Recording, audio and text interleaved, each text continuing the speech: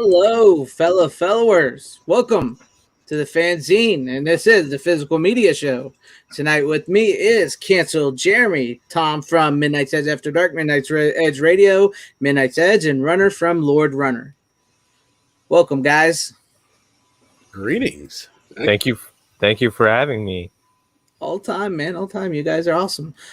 So since we have a newbie with us tonight, he will go first tonight with his first pick of the night. Just breaking it right in. No loop, nothing. Okay. Just throw you right no into introduction. It, Why don't you just toss him right to the wolves there, Greg? Why don't you at least introduce who our new friend is here? Okay, so this is Cancel Jeremy.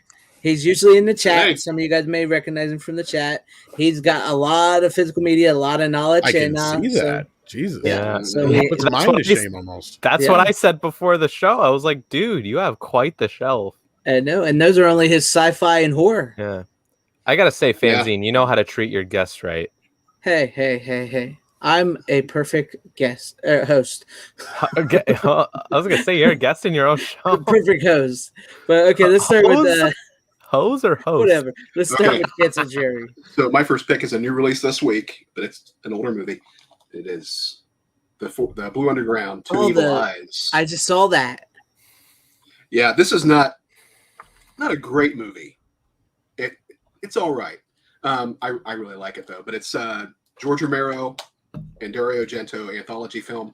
It's basically just two 1-hour films that they did back in 1990 that are Edgar Allan Poe adaptations, but they're modernized for 1990. You get the facts in the case of Mr. Valdemar and the Black Cat, which are adapted. And Tom Savini did the special effects. That's cool. I just saw that that they were just releasing that. So yeah, I was wanting to check that out. Yeah, I just watched it last night. It is a fantastic disc. It is. It's top notch. In which all of Blue Underground's 4K releases, they've knocked everyone out of the park. They've all been great. Cool. Lindsay, the Cynical Geek, says Two Evil Eyes. I haven't seen that movie in ages. Yes. It's a good movie. I just saw that the other day. Well, not the movie, the release of it. Mm-hmm. So that's pretty cool. That's pretty neat. That's a good pick off the bat there, Cancel Jeremy. Yeah. All right. So, have you guys heard of that? I know Runner has never heard of that. I've seen it like you did, Greg, but I've not seen the film yet. Yeah, I've not seen it. It's a Blue Underground film, but yeah. What are you talking about, FanZcene? Of course I've heard of it. Or release, I should say, not film. Yeah, it's got a pretty good cast, too. It's got Adrian Barbeau. I'm kidding. I never heard of it. It's got Adrian Barbeau is in the Romero portion, and Harvey Keitel is actually in the Dario Argento. It's a little pricey. That's the only reason I haven't bought it yet. So you say it's pricey, but you're basically getting a 35 millimeter print of a film for under $50. I know what you mean. I mean, it's for a movie I don't know anything about, though. Like that's the thing. True. But with your recommendation, though, the stock in it just went up in my it's really good. It was not a big hit when it came out, obviously, but but yeah, I like it. And like I said, Blue Underground's 4K discs are phenomenal. Well, considering the only one I've seen so far of theirs that I can think of, because I think the only one I have is or wait, did they do? No, never mind. That was somebody else. So the only one I've seen has been Maniac, and that one was superb. Yeah, Maniac's a really good one. I mean, for considering it was 16 millimeter. It was shot in. I mean, it looks amazing, and the sound that they did, because I even checked it against the OG sound, and the Atmos track was just fucking insanely well done. Yeah, this is another one. Dead and Buried just came out recently. They said that one. I think that's my favorite of the discs they've released is Dead and Buried. I don't know if you guys are familiar. Yeah, that's another one I saw that I've been kind of thinking about too. Yeah, me too. That is a great, highly underrated film that anybody who likes 80s horror needs to see that movie. It's really good. I hope Blue Underground starts getting their hands on some more well-known films, because the treatment they give them, I agree, so far that I've seen, and just hearing what you're saying now is like, yeah, we need more companies like this that actually give a crap. I yeah. mean, The only problem with Bill is he doesn't get a lot of new licenses. He's got the stuff that he's got, and he's reissuing that on 4K. But any new stuff that he's never put out, it's hit or miss. So, Yeah. Lindsay says, I have the Blue Underground DVD copy of Lucio Fulci's House by the Cemetery. From what I recall, the transfer was good quality. It is, and the 4K of House by the Cemetery is awesome too. In fact, House by the Cemetery is my favorite Fulci film. Yes, that's a good one. Yeah, Blue Underground's 4K of that. It's awesome. Shit, by the looks of it, Lindsay should almost pop on here sometime. She knows some of this stuff that I don't even really know that well. Yeah, we'll have to get Lindsay on. We need some female representation on this. Yeah. I knew you were gonna say that. Yeah, runners. Like, but wait, what? Yeah, like she says. What did you say? Go ahead, cancel Jeremy. No, like she said, Denbury is criminally underrated. It is. Yes. Awesome. I'll have to check that one out too then. Yeah. It's phenomenal. I couldn't hear what FanZcene was saying. I didn't hear the joke he was trying to. I didn't say nothing. Oh, shut the fuck up. No. It's shut up, runner. He's gonna stand you now. Yeah. I'm gonna leave this up for a bit. Yeah, Denbury. Denbury has what I believe is the final film role of Jack Albertson, who is the grandpa in Willy Wonka and the Chocolate Factory. Okay. Laid in bed all them years. Yeah. He had cancer during the time of filming. Oh. And I think this was his last film role, and he is great in this movie. Cool. Denbury. I can't say enough good things about Denbury. That's we'll cool. Have to put those on the list. We'll have to put them down and check them out. Broker. Yeah, I know that. I'm gonna have to check out the one you just showed, because I didn't know that was George Romero and Dario Argento. Mm-hmm. So I'm gonna have to check that out. So yes, all right, it's a good first pick of the night. I'm digging it. Cancel Jeremy, bringing the fire there. All right, let's go with Runner now. Come on, Runner. What do you got? Impress me. Okay. This movie I haven't seen in a while. I picked it up while I was out because it's super bad. Didn't you show that one already?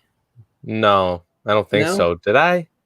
I don't remember. Not while I've been here anyway. Unless it was on the first show. Then maybe you didn't. No, there's no. then no, because I don't remember showing it.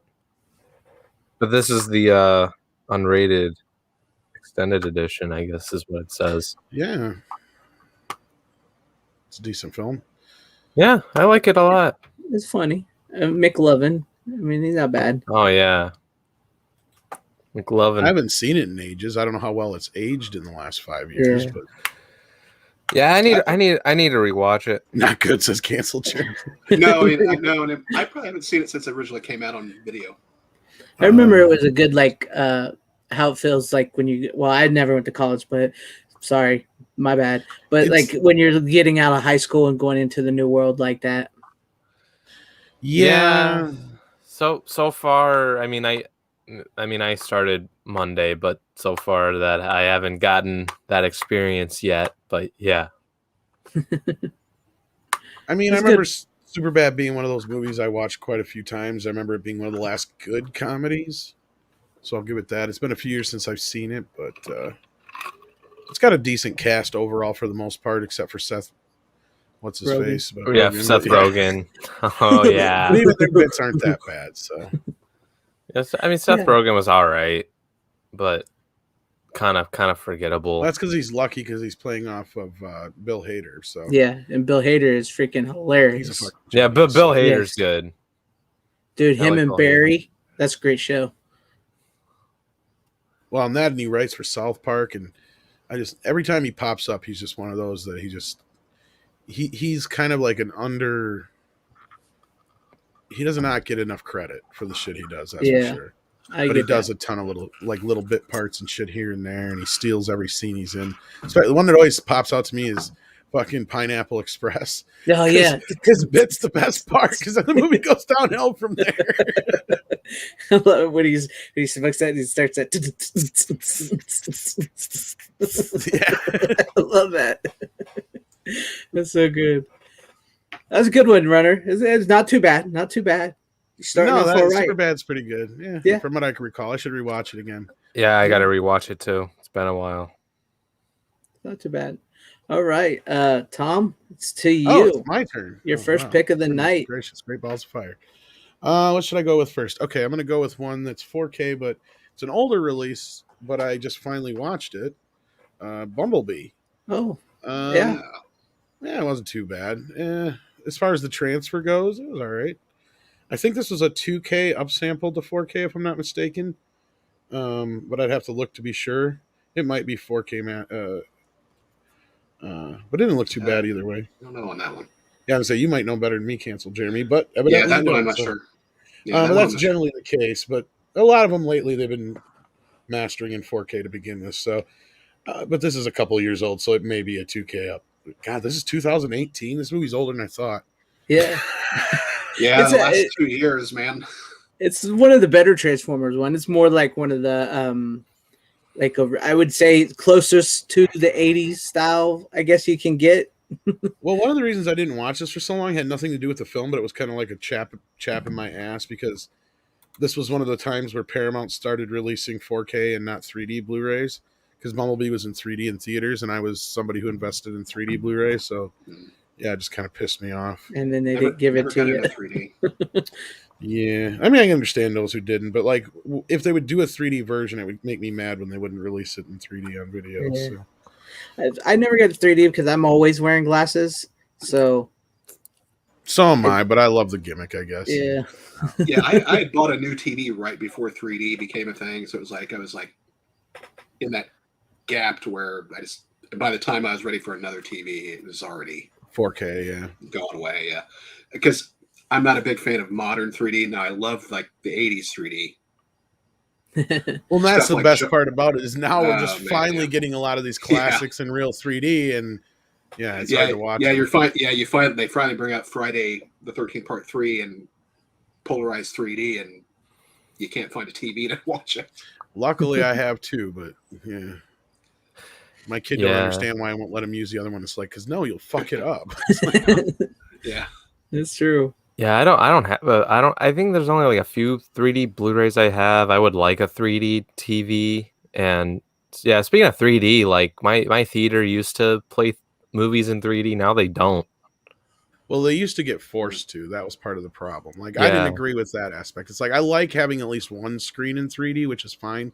But the the studios overdid it. They forced the theaters to have, like, generally majority of their bigger screens be the 3D ones. And that's where they kind of screwed themselves over. But no, again, I get it's not for everybody. But the movie overall was fun. I didn't really check out any of the special features, but it looks like there's a few fun things on here, including like 14 deleted scenes, and so it's nice to see some special features on a disc, even if I don't check them out necessarily. But because I remember the last like movie like theater wise that I saw in 3D was Doctor Strange. That was one of the better 3D. Oh god! Oh my god! That was freaking amazing. Like, some of the better 3D Blu-rays I have are actually Marvel films, to where I actually compared, for instance, like the 3D version of Guardians of the Galaxy Volume 2 I have in both 3D and 4K, because the version I had, they put both versions in there. The 4K is a 2K up convert, and it looks soft as far as the picture looks soft. Like, I have the first Guardians on Blu-ray 3D and Blu-ray. Yeah, that was one of the few that they did like an own, like, in some places that's the only release you could get in their store. It was weird. They were really pushing the 3D with that one, but that is one of the better 3D titles, and so is the second one. But that's one of the few where I'm like, the 4K title looks like crap in my opinion. But it's because it's an up convert too. I think that's why. It's an early 4K disc too, but yeah. Tyrell72 is not a fan of the 3D. He says he knows a gimmick when he sees it, and it was annoying him because it made some good movies bad. That's an argument for some of the films, but once you got to a point where most of the movies we were getting were just the movies converted, so you can't really blame the 3D after a while, because a lot of the time it was a last-minute choice. Because once they realized they could convert them pretty quickly, they didn't film them that way, and they just would convert them after the fact. And honestly, sometimes those didn't look as bad once they got the technology where it needed to be. But like the earlier ones, like Clash of the Titans and shit, those sucked. Oh, yeah. Yeah, that one was horrible. Yes. But see, I would even argue there's some movies that were shot in 3D compared to some that were converted later, where the conversions, in my opinion, looked a little bit better as the technology got better, because you had less of the disalignment in the conversions compared to like when they actually shot it in 3D. Because if you're anybody who had any kind of like motion sickness type of problems, and it was a movie like that, the Walk, I think, was one of them that was actually shot in 3D, the Robert Zemeckis movie, one about the guy who tightrope walked between the Twin Towers. Yeah. Oh yeah. I mean, it was really cool movie, and it was shot really well, but that movie almost made me sick compared to a lot of the latter Marvel movies that were converted. And those were some of the better ones, like Ant-Man, and some of those were like really cool 3D. And we just mentioned Doctor Strange as well as one of the cool 3D ones. Yeah. Dread was shot for 3D. Yes, so it wasn't Dread shot. Yeah, Dread and that's another one that gave me some motion sickness and some issues in some spots, but not too bad overall. Again, it's a give and take. Some of the actual 3D shooting looks better, but like when you got to the conversions, to me personally, you had less of the motion sickness problem, in my opinion. Because Nice. With a computer, you're just converting it, so you're not going to get a natural reaction like you would. Because the other one I'm trying to think of, Gemini Man, really good 3D. It was shot in 3D, but there's some shit where you just got to get the woozies out of it. Sometimes it's just the way it's shot. I went on way too long about 3D. Let's move on. What you got okay, so we'll go to me. Before I show my first pick of the night, I want to say hail to the chat. Tekman Blade, Tyrell72, Archer, Jacob Barton, Martin Acosta Santana, Lindsay the Cynical Geek. Sorry, I almost said Gleek. And Mr. Plague Doctor. And to everybody watching. Appreciate you guys hanging with us tonight. I hope you enjoy our picks. Okay.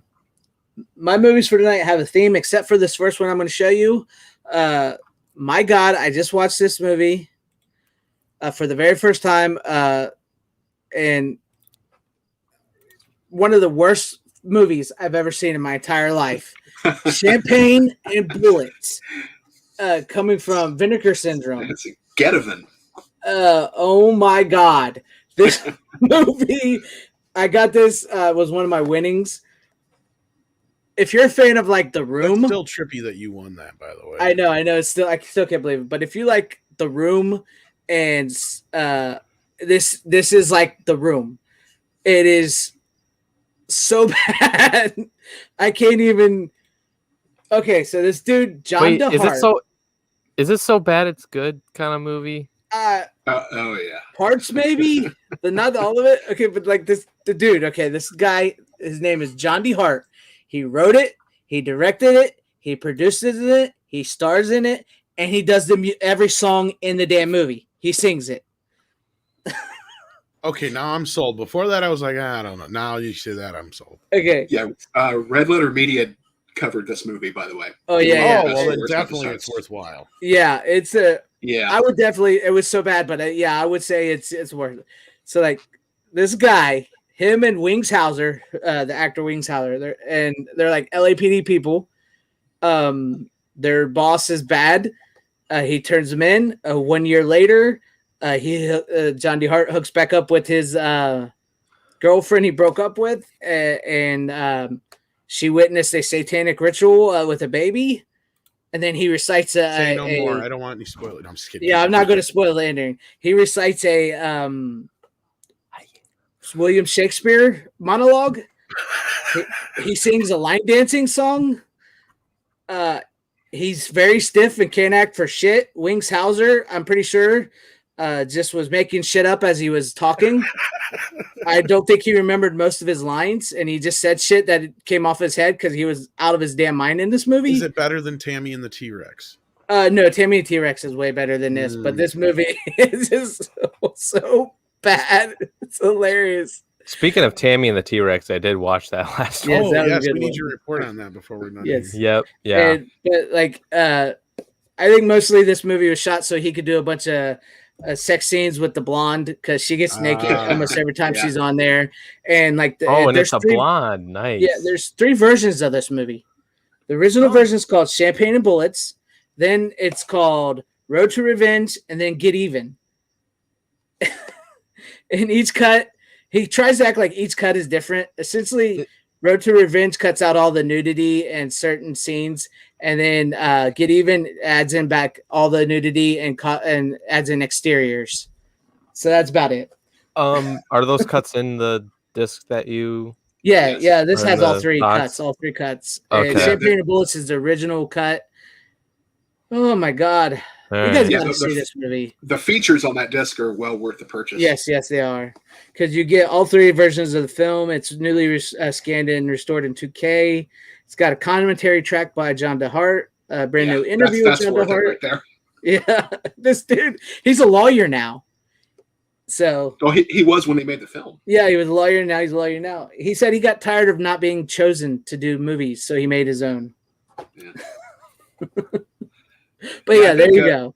Yeah, I think Vinegar Syndrome kind of they started a cottage industry of getting the rights to and releasing these films that show up on Red Letter Media. Because they've done this one, they've done Tammy and the T-Rex, and they did Action USA recently too. And those were all. See, now Action USA is one I've actually heard of. Yeah, Action USA is. It's not great. It's not a very good movie, but it's entertaining. I think I can answer why that is, Mr. Plague Doctor. It could very well be because if it was the R-rated cut, that was not technically released, I think, publicly until 2019, if I'm not mistaken. Yeah, with Vinegar Syndrome did that. Yeah, Vinegar Syndrome. Yeah, that was the first time that So that's probably why it technically is a copyright of 2019. So, but no, the movie was made in 1994 or 3 or something like that. By the director of Ice Pirates. Yeah, we talked a lot about that, I believe, in the last episode. Yeah, I had to clip it too, and I had to make a video of it because we just fucking lost it. Yeah, dude. I like when Tom was explaining it, I was just like, you know what, I gotta see this movie right after this stream is over. And yeah, I ended up I found it and I watched. Was it the 90-minute version? I don't know. So here's the thing. The only one I found on YouTube was like one where they were speaking Japanese. So I was like, you know what, I gotta find the movie somewhere else. So I did. So I found one in English, thank God. So I watched that. And should I report on it now? Sure, why not? And then we'll jump to cancel Jeremy's. Yeah, just to make it short. Just to make it short and simple. I could talk more about it later, but it's fun, but overall, I was like, what the fuck am I watching? You can't stop watching it though, can you? No. Honestly, that's how I felt with this Champagne and Bullets, man. It's once you start, you can't stop, no matter how bad it is. But yeah, Tammy and the T-Rex is that type of movie. You're like, I gotta see what happens to this fucking T-Rex. Yeah, right. I was just like, what the hell is gonna happen? Is he gonna find a quarter in the telephone slot? I mean, I remember, dude, that was extremely like long hands for a moment. Yeah, I'm like, wait, the T-Rex is grabbing the phone. Like, what? I love movies like that, though. That's what I love. I know. Check out this Bullets and Champagne and Bullets. Yes, because I love movies that they're just getting you to the point where you're questioning the logic so much through the movie that's the only really the way it's keeping you invested. Between the bad acting, the bad whatever, and then you're like, okay, if they're doing such stupid shit like The Room kind of stuff, like you can't stop watching. That's what Tammy and the T-Rex is like. You're just like, you get to a point where you're just like, this is so fucking insane. I have to see where this goes. Yeah, Champagne and Bullets is such a vanity project, though. It's just Yes. oh, it's kind of This sad. dude, this dude, I swear. I laugh about it. And oh my God. Supposedly this movie is based on a true story. What? Yeah, I watched the interview with the dude. Okay, so apparently he used to run limos, and a woman that used to drive limos for him came to him crying one day, said she had just witnessed a satanic ritual because he's from Hollywood, where they did something to a child, and so he didn't know what to do, so he just let her cry, talk to him, and then he said a week later, her and her boyfriend were found dead because they were hit by a car. So he took her story and sort of made a movie out of it. So that was wow. Yeah. So, but honestly, the whole you didn't have a good reason to see this movie already. Yeah. So like the whole thing, like if you're looking for revenge, it's going to take you a long time before you get even why there's even any need for revenge. Because most of it, like I said, I really think it was just an excuse for him to spout Shakespeare and get this blonde who was a Playboy model, just get her naked, pretend to have sex with her for like 3 times. But hey, enough of that. But check it out. You're probably right. Yeah, so check it out. I'll and you got Wings Hauser drunk through the whole movie. Yeah, Wings Hauser. Like I said, Wings Hauser. I swear to God, I think he's just making shit up in the movie. I really, really do. Oh yeah, he's probably drunk. He's probably drunk through the whole movie too. I know, because it's like he sits there and he's like, you can tell he's thinking, like he's trying to remember the line, and then he just starts saying whatever he wants to say. Is this the one where he's the old guy who's the police chief and just starts screaming shit randomly? No. Okay, that's a different one then. All right. But yeah, okay. It must be a different one I'm thinking of. Okay. So I thought I almost knew the one you were talking about for a second, then I was like, okay, that can't be it then. All right, never mind. Moving on. Okay, Cancel Jeremy, it's up to you. Okay, it's another Dario Argento film just came out this week on 4K. This is Arrow's release of The Cat o' Nine Tails from 1971. It stars James Franciscus and Carl Malden as a reporter and as a journalist and a blind reporter who are hunting down a killer. Oh, that's cool. This is, it's kind of mid-tier Argento. Can you hold a little bit to the camera? Oh yeah. I don't take out the. This is a limited edition version. Yes, yeah. Just came out yesterday. Yeah, it comes with a nice, perfect bound book, poster. I haven't watched this one yet. I do have their Arrow's previous Blu-ray release of it, which came out last year, I believe. Came out 2019. This came out 2019. So that 4K is probably from the same scan, then I'd imagine. They usually do it that way. Yeah. They just did a brand new scan in 2019. Yeah. That's cool. I'll have to maybe check that one out. Yeah, they're a little bit better price point than some of the other ones, but they're a little high, but not too bad. Yeah, and the only thing is Arrow's they're getting better, but they've had a lot of small problems with their 4K releases. But they've been getting a lot better. They've been getting a lot better, but like I said, I haven't picked this one up, but a friend of mine who got a review copy ahead of time says it's a really good disc. So it's not my favorite Argento film. This is the one that came, I think it was immediately after the Bird with the Crystal Plumage, which got released last month on 4K by Arrow. And that's a fantastic set. If you haven't picked that one up yet. Their Arrow's next Argento release on 4K is Deep Red. That's one of the best Argento films. See, I haven't seen a whole lot of Argento and all Italian films. I've only seen a few, so. Yeah, I didn't really get into Italian film until my early 20s. I had seen some here and there. The first Argento film that I saw, and one that's probably a decent mix of a pretty accessible title would be Phenomena. with Jennifer Connelly, and that was released in 84, 85. I'm not sure. That one's pretty accessible because some Argento can get a little weird, and some of it's a little dry. It's all visually, like all of his stuff from the 70s and 80s is visually amazing. Phenomena, because Phenomena also has Donald Pleasance. So that's cool. It's a pretty accessible title. Suspiria is amazing.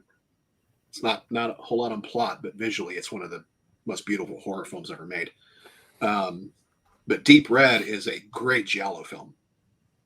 And that just went up for pre-order not too long ago from Arrow. I wouldn't sleep on that one either. Another thing about Arrow's 4K titles, sometimes they sell out before the release date. So you would actually, because they're releasing two different versions of Deep Red. They're two different. There's one that has the Italian artwork and one that has new artwork. The Italian artwork one is already sold out. Yeah. I think the only one I've ever seen them reissue in 4K even has been Tremors, and then you can't get any of the goodies anymore. It's just the straight. Yeah. Which a lot of these Arrow limited editions, even the non-4K ones, if you don't like the Gamera set that came out last year, if you didn't pre-order, you didn't get it.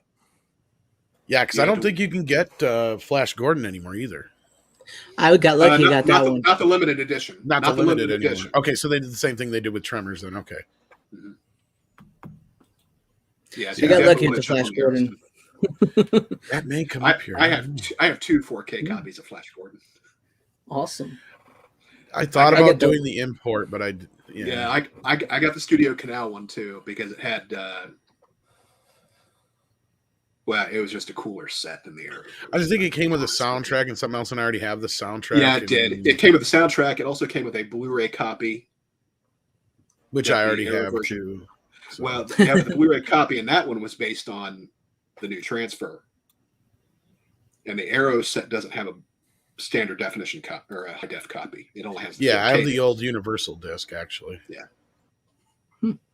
Yeah, Flash Gordon's one of my favorite movies. So that's why I just opted on that one. But like I said, it may come up tonight. I don't know. Maybe. Oh, maybe. Yeah. Ooh. But if you are a fan of Argento, this I may have to should be a good disc. Yeah, I'm gonna have to check that out because I need to get into more, seeing some more Argento and especially Lucio. If we get like a Black Friday sale for Arrow or whatever, because I think we had one last year and I picked up a bunch of them. Cool. Yeah, they usually do a couple sales a year. I order a lot of stuff directly from them. When they do their I have too. The only problem is most of that stuff is region B from their site. I ain't too worried about that. I got a region. I'm not either. But and of course 4K any region. So Yeah, I can get the 4Ks, but I don't have a region-free thing, so it's kind of worth it. You can find a decent one for a fairly decent price now. Yeah, I've been looking into them here and there because there's been some I've been wanting to start to import, but The other side of it is a lot of them that I think will only run on that. They end up being region-free, even if they only say they're region. Yeah, some of them. Yeah, I've noticed that because as I was looking through them, I was like. A lot of these are region-free. I can't believe Scream Factory got away with what they did with the house set, too, because that one was region-free. Yeah, all of them are? Yes, they're not supposed to be. Oh, man, I'm going to have to get the rest of the houses. You mean the Arrow? Or Arrow was, did I say, whatever one I imported, whoever it was that did the house set. Did I say Scream? I meant Arrow. Yes, because 3 and 4 are supposed to be region locked. They're not. I'm gonna have to get those too. I know I got this. I wish I'd have known. I actually sold a set because I ended up with an extra set, but I sold it a while back. I could have got that for me, Tom. They did reissue that set like a year after it went out of print. They probably put it region locked now. I bet. That's possible. I don't know. Yeah, because House 4, the Arrow set is the uncut version. Yeah. Well, and the Scream Factory is uncut too, isn't it? I think they're the same. They're almost identical. Yeah.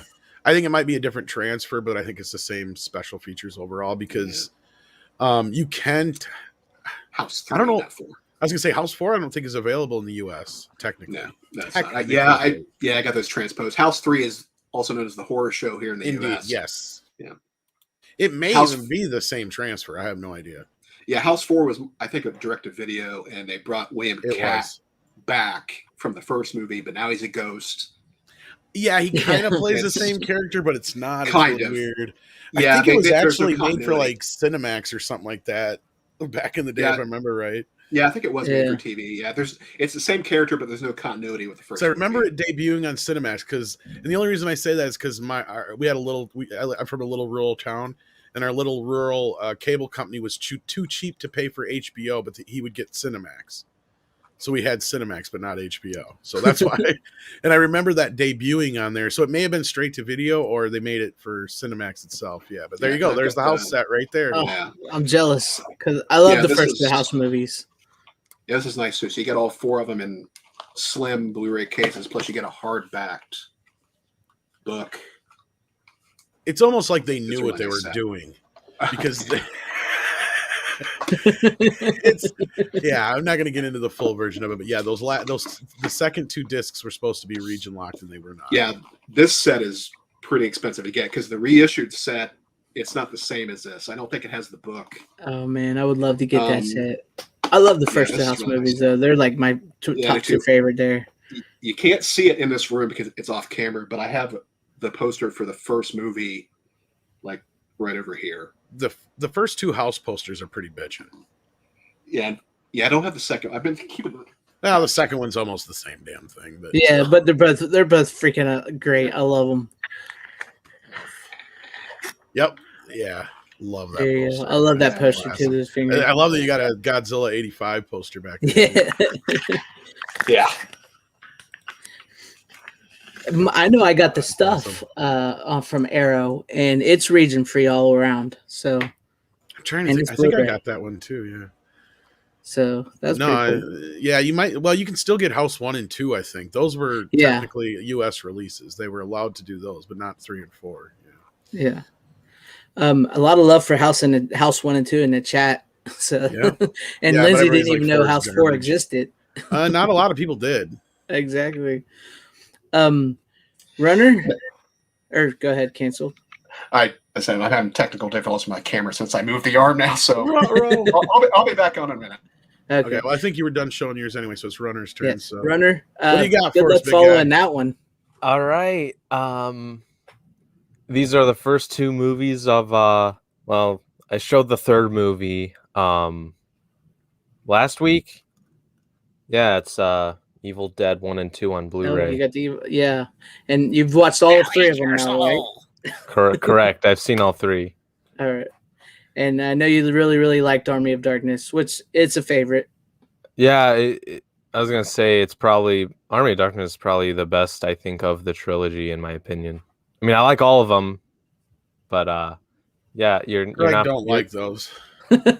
Never seen them. Were you trying to point to your poster? Yeah, I mean, I've never seen them.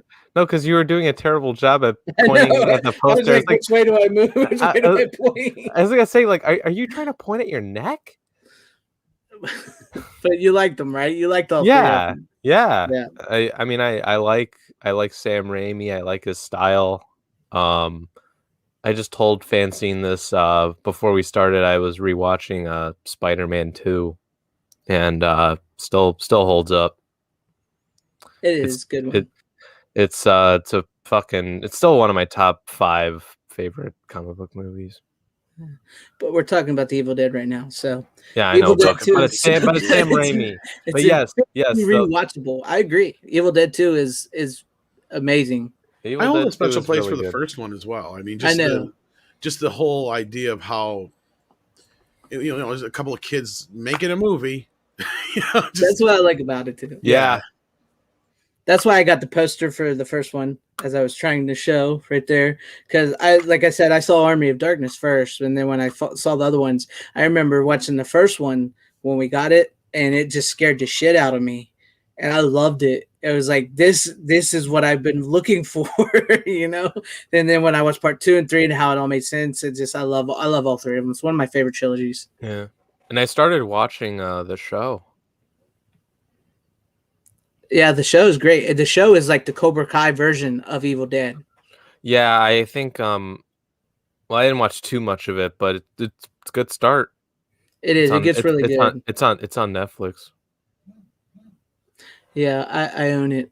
I own the whole series on Blu-ray. I was gonna say, I think I have that in my cart, but I don't want to spend too much money. It's like $40. I was gonna say wait, and once in a while the complete set will go on sale, and then just nab it up when it's on sale. Yeah, because I've seen that thing go on sale for like $20. Yeah, just throw it in your save for later or whatever. That's what I usually do, and just watch it once in a while. Yeah. Terrell says he just binged Ash vs. Evil Dead over the weekend, and it was awesome. You would want it to be as awesome as you would on it. I've only seen the first and half of the second season. I heard it kind of goes downhill the third season, but it does it's still better than 90% of what's on TV. Yeah, I've heard that too, but Stars just let it go. It's like those dirty. Yeah, I think I watched like the first 4 episodes, and I wanted to binge all of it, but I have a lot of stuff to do now. Lindsay does not have them on Blu-ray, but she still has her Book of the Dead editions of 1 and 2 and a Boomstick edition of Army of Darkness. Nice. And I know you saying your Book of the Dead will start to like decay a little bit or something, Tom. Yeah, I got the first one. Yeah. It's starting to fall apart. Yeah, both of my Necronomicons have pretty much fallen apart by now. So I've kind of watched this for a while, even though I don't really want the movies themselves. There was another one put out that is kind of like a bigger book, and I think it comes with a dagger. I think it has all 3 movies in it on Blu-ray from Scream Factor, I think. Put it out. I've seen that. I was thinking about grabbing that one before it goes way too high in price, but we'll see. It's probably gotten way up there since I've looked at it last, but do I need it? No. No, but I sure do want it. That's the answer. Do you really need a 67th copy of Army of Darkness? Yeah. That's the thing. The answer is yes. Yeah, between Army of Darkness and Evil Dead 1 and 2 and Halloween and a couple other ones, I've bought in so many copies. It's crazy. I know. I'm in no hurry to get those 4K. Well, I will buy Halloween 3 as soon as it comes out on 4K this fall. I dumped my money on the big one. I got so did I. Yeah, so you got them all, or 5 or whatever. With the soundtrack or the record. It's not the whole soundtrack. Damn you, Tom! Okay. Damn you, Tom! I want those. Okay. Yeah, I'm gonna have to wait. The only reason I dumped on that is because the third one has a new remastered recording of one of the songs that obviously is different than probably the one I have on CD. So like, it's just one of those stupid things with me. But otherwise, I probably would have just got the movie only versions because I hate the covers, and I've got all the soundtracks. I've even got the redone soundtrack that Mondo put out, where they actually just took the stems from the original film. Because for those who don't know, I don't know what the fucking problem is, but I guess they didn't save or do whatever to save the original tracks for Halloween. So the soundtrack that's out there is the official soundtrack, is the redone version by Alan What's-His-Face? Sylvester Halsworth. Halsworth. Yeah, so he just basically redid the Halloween 1 soundtrack when they did Halloween 2 soundtrack. And that's why everybody said, it doesn't sound exactly right. Because, it's not the same exact music. That's why. So I don't know if the program he used to do, because I believe he did it digitally on MIDI and stuff like that, didn't he? Or is it all...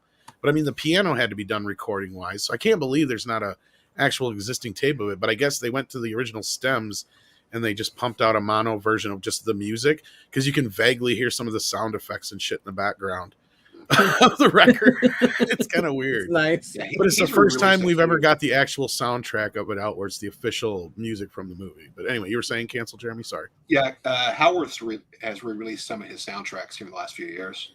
So, I've got all those. Yeah, and then I picked up the Mondo record of Halloween just to see the difference. And I mean, to me, it's different enough, but it's not like that big of a deal. So, but I know some people are not too happy with the version that's out there. Yeah. I know I really want to get those 4K copies because I only have like I own them all, but I want the 4K versions, and I had the 4K of the one of Halloween one that they put out, but like we said, it lacks a little bit.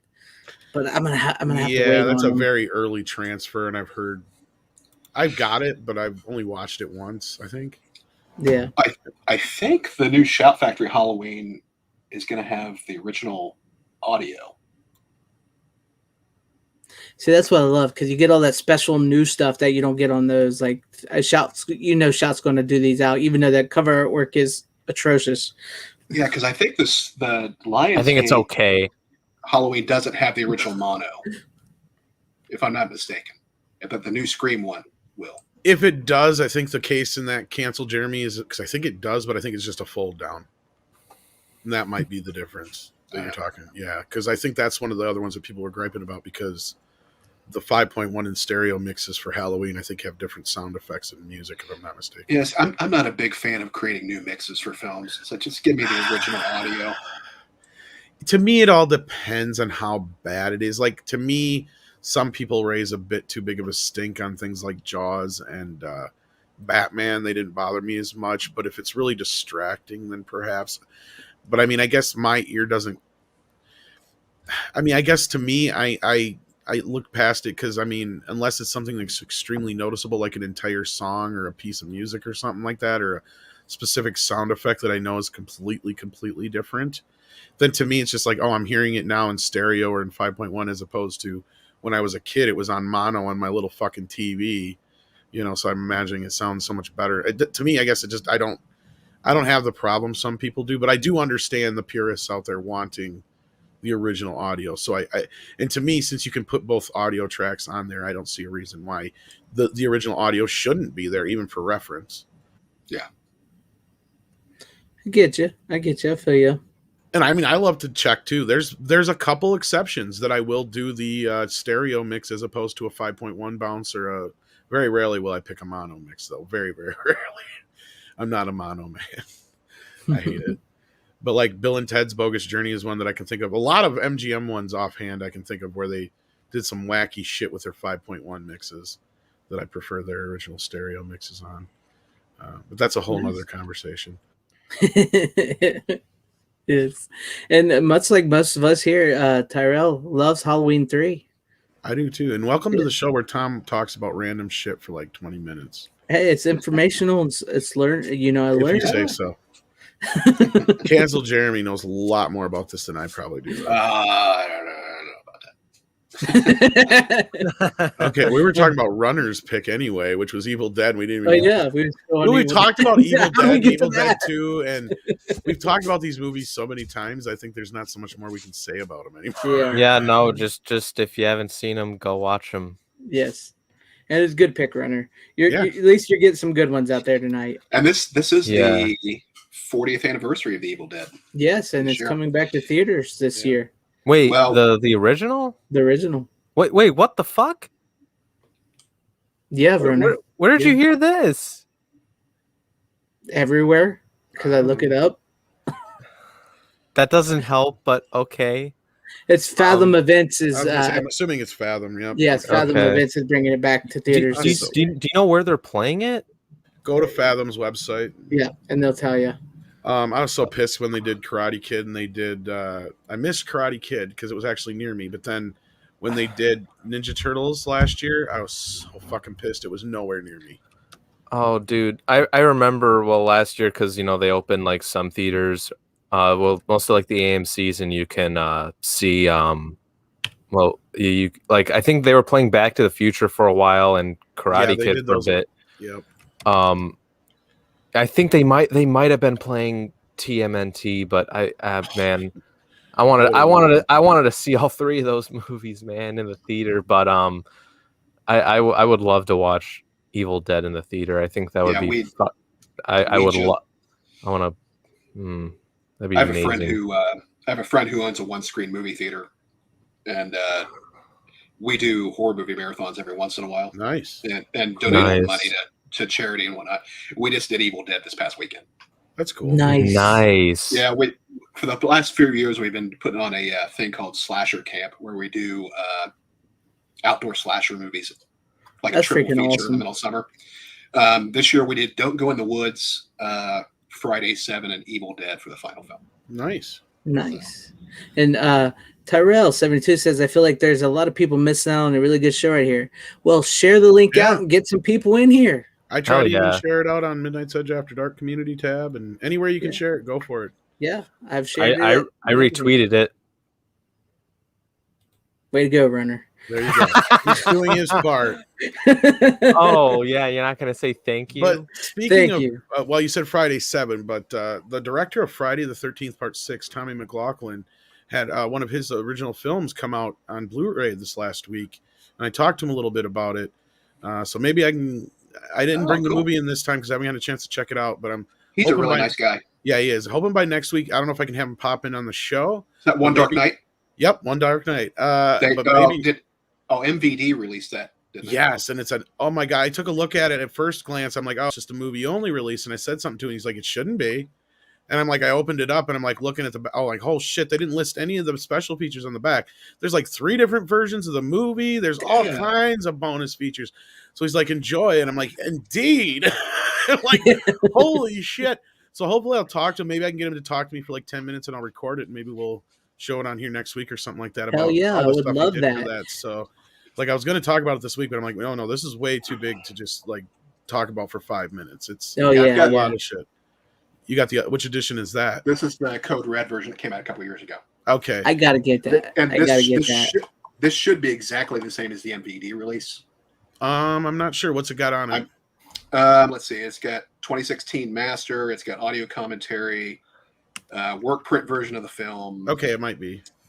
Yeah, they probably just licensed the extras from Code I don't know Red about the scan, though. I'll have to look at the disc. It might be a new scan, though. Because MVD has been licensing. If that's the case, then yeah, maybe. Because the MVD put out Action USA. They put out Rad. Or no, they didn't do Rad. They've licensed some stuff from Vinegar Syndrome after Vinegar Syndrome puts out their version. Because I think Action USA was one they just put out. Mill Creek did Rad, but I don't think it's from the same print. Yeah, Mill Creek did Rad. Yeah, we did Mill Creek. We saw their website. That building still. Yeah, that's bullshit. Did you? Yeah, you saw that, didn't you? You were watching that one, weren't you, Jeremy? Like, that has got to be such. I want to go there now just to see. It's like that, and then I come back. No, that's what it looks like. Can't believe it. Oh yeah. It's not a Photoshop picture of a building. It's just so bad.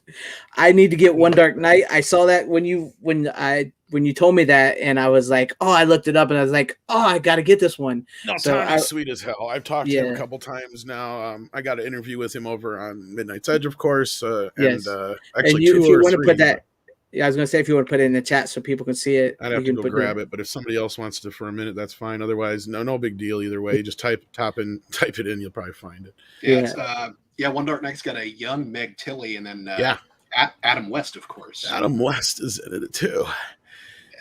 Yeah, that's the great thing. Check out the interview because he has a funny story about Adam West.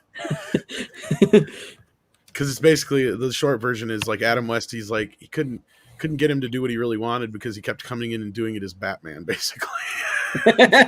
So just acting, and he's like, wouldn't it be better if I do it like this? He's like, no, I just want you to do it like that.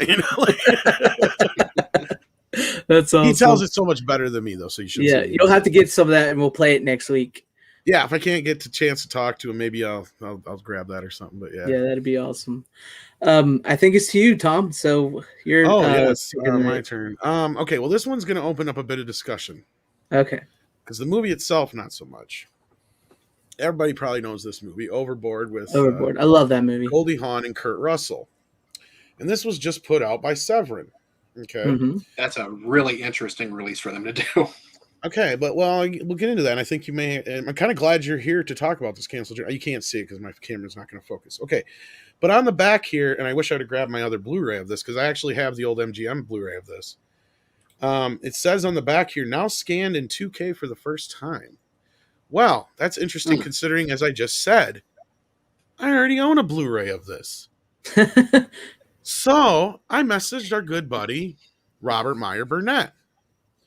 I said, question, or something interesting. I can't remember exactly how I put it, but I sent him a picture of that close up, saying it's now scanned in 2K for the first time. So that's funny. I already got a Blu-ray of this. So does that mean MGM's been releasing a bunch of Blu-rays over the last few years that are less than 1080p scans? He's like, probably. Oh, shit. Cancel Jeremy. Do you know anything about this? Fucking crazy. No, but I wouldn't doubt it. Now, mind you, MGM got sued already once before for stuff on their DVDs they weren't completely transparent about. And again, just like I was just talking about, they've done some wonky 5.1 mixes on their movies too. Yeah, I know they put out a lot of Laserdisc masters on DVDs in the early days. Yes, they did. Son of a bitch. So I bet you that is just the DVD version on that old Blu-ray. I would Yes, put money. it's either an upscaled 720p upscale, or yeah. 480p master. Yeah, I'm willing to upscaled. bet. Yeah, could have been. MGM, man, where to fucking go? So I was hoping you'd know more about that cancel, Amazing. Jeremy, and I don't want to fling no No, mud, that's the but first time that's the first I've heard you about know that. what? That explains why some of their Blu-rays look like donkey shit. Yeah. But I'll tell you what, for a brand new 2K scan, it doesn't say it's from the negative. I'm willing to bet this is from like the inner positive, or at least an answer print, because it is not the best looking scan of the movie in the world. And this movie is 87, so it's not like early 80s. It's latter 80s where they had a little bit better film stocks. So I can't imagine that this movie looks this bad. I bet you if this was a 4K scan or a scan of the negative, it would have looked a lot better. Now, this disc is worth getting. Don't get me wrong, but especially if you like the movie, get this one. Make sure you get this one because it's the actual scan of a 2K. Because I'm going to compare it to the other one. I wanted to do it before the show, but I didn't get a chance to yet. Because I started watching this and the movie just sucked me in because it's one of those fucking movies that just sucks me in. Oh, I love it. It's such a good movie. I love it so much. I've got the MGM Blu-ray, but I can't say that I've ever watched it. That's the thing, is I picked it up dirt cheap one day at Best Buy, I think, in their bin. Same here. I got it dirt cheap, and I don't think I've ever watched it because I own it on digital too. So, see, now I bet you their digital version. See, because I bought the digital version of Bill and Ted's Bogus Journey in 4K. There's no way that's in 4K. It looks like donkey shit. I'm sure. Yeah, I'm sure. I'm back. And it's got to be an up convert. And I reached out to like Bill and Rob on that too, and they said the same thing. It's probably an up convert. So be warned, guys. But I wonder if MGM's going to open themselves up to another fucking class action lawsuit. That'd be hilarious. Probably not now that Amazon owns them. Yeah, it's hard to say. But yeah, if you ever hear anything more about that cancel, Jeremy, that'd be great to let me know. I'm curious about that. Yeah. Oh, by I'll the ask way, a buddy of mine. He reviews stuff for Severance, so maybe I'll have him reach out. No, because I trust Severin did a 2K scan. Oh, yeah. It looks decent. Severance legit. But you can tell this is, I don't even think, I would say this is probably one step away from the inner positive at least. It's not a rundown print, but the color's not there. It's pretty faded. Yeah, it just depends on what MGM gave them access to, or if they had to find their own thing. That's crazy. You're right. It could even be a release print for that matter, but it doesn't look like a release print. Yeah, because sometimes these studios won't. They kind of dictate what. I wonder if anybody knows where half the fucking negatives are at MGM anymore. That's my Probably guess. not. Yeah, Probably where they sold the company. Because Robocop and Terminator are like the only movies that I know of so far. I think that they've done in 4K that aren't brand new. Man, Robocop in 4K is fun. They still haven't released it. I it's know. been mastered in 4K from what I know. Yeah, I saw it. I saw it in the theater in 4K. And the Robocop a couple years ago. They did. Was it Arrow? I think released that one too. Yes. Yeah, Arrow. Yeah, that was a Arrow 4K Blu-ray master. the Arrow Blu-ray is really nice. It is, and I actually brought this. I don't know if it was last week or on a different show, because I bought the digital 4K version of RoboCop just to compare it. The Blu-ray looks better because it's an uncompressed down convert, and as opposed to the version that's on digital, which is obviously compressed. So you're still getting the better version on Blu-ray. So definitely, always on physical media copy, you get a better version. I've heard similar things about The Irishman. The Criterion, since they only did a straight 2K Blu-ray, but even though it's on 4K on Netflix, I've heard that the Blu-ray looks almost as good. Yeah, I haven't picked up The Irishman on Blu-ray yet. It's on my short list. Yeah, mine too. So yeah, that was the interesting part of that. Not so much the movie. The movie's the movie. It's a great flick. It's a great flick. Fun comedy. But I just thought the interesting fact was that it was scanned in 2K for the first time. But as you heard, Canceled Jeremy and myself, at least speaking for the consumer, already own a version of it in Blu-ray. So wouldn't it be in 1080p already, don't you think? Unless they're lying on the back. It looks like MGM may be lying. I think to us all. Yeah. You'll have to compare them, tell us talk next week when you come back. I will. I've compared other ones in the past, like RoboCop and stuff. You can tell world of difference, like Cancel Jeremy was saying, and a few other their releases too. Yeah. Yeah, if you can see the 4K scan of Robocop in the theater, go for it. Oh, I'd love to. It was awesome. That's That's so dope. Dead or alive, you're coming with me. Love it. Yeah, no, Your that move, fanzine. Yeah, because I saw this at the Gateway Film Center in Columbus fanzine. Oh, did you? What's the guy who plays That's RoboCop fresh. again? What's his name? Peter Weller. Yeah, Peter Weller. I freaking loved how he voiced Dark Knight Returns Batman in the animated movie. Oh yeah, that was great. Yeah, he was really good in that. Yeah, he was awesome. Well, Tyrell, yes, technically it does. That's what 2K resolution is. Yes, 2K. It should be 1080p. Unless there's 1080p is 1080p is not quite 2K, but it's close enough that it's referred to as 2K. Yeah. So there you go. So you're kind of technically right, but yeah. Yes. But yeah, okay. I guess whose it's turn? me Whose now. turn is it? It's to me now. It was mine. Okay, because we went off an adventure. Yeah, I ran to the bathroom for a little bit, but I did just look up the whole Evil Dead thing in the theater. It is going to play in a theater near me. So lucky you. I want to fucking see it now.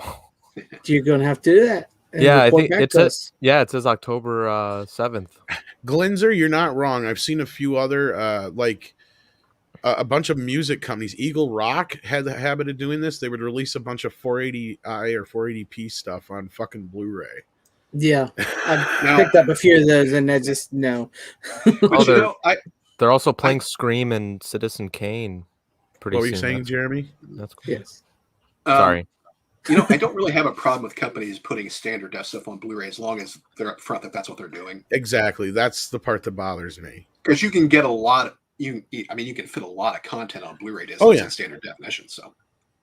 Oh yeah, because there's a UK release of the real Ghostbusters, and it's all on like 3 discs as opposed to like 20 discs or whatever. Yeah, I was kind of surprised that more companies didn't put. I guess it's because of the authoring cost, but they didn't put more television series that were in standard def on Blu-ray.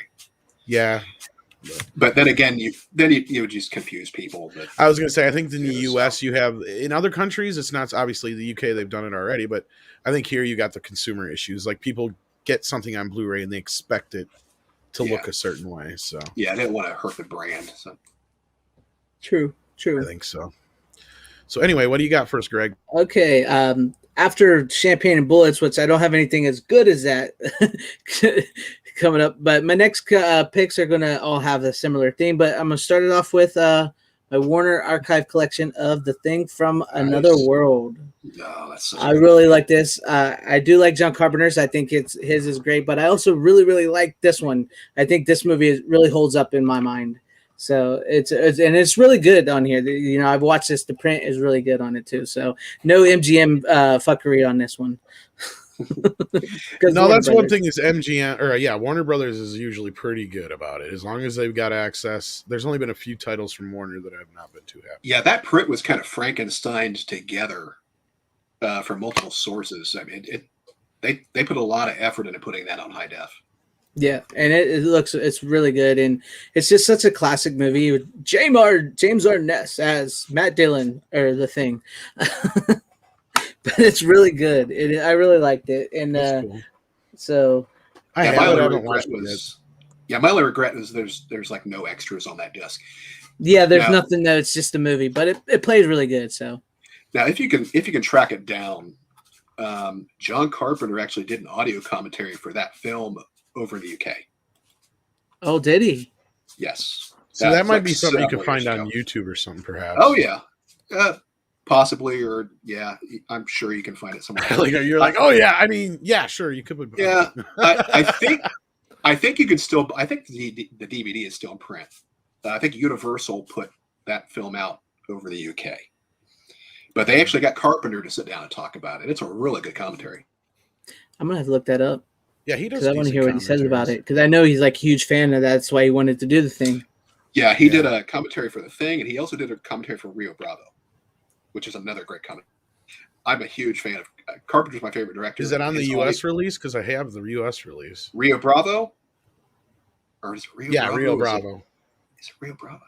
Now you got me confused. Sorry. It might be...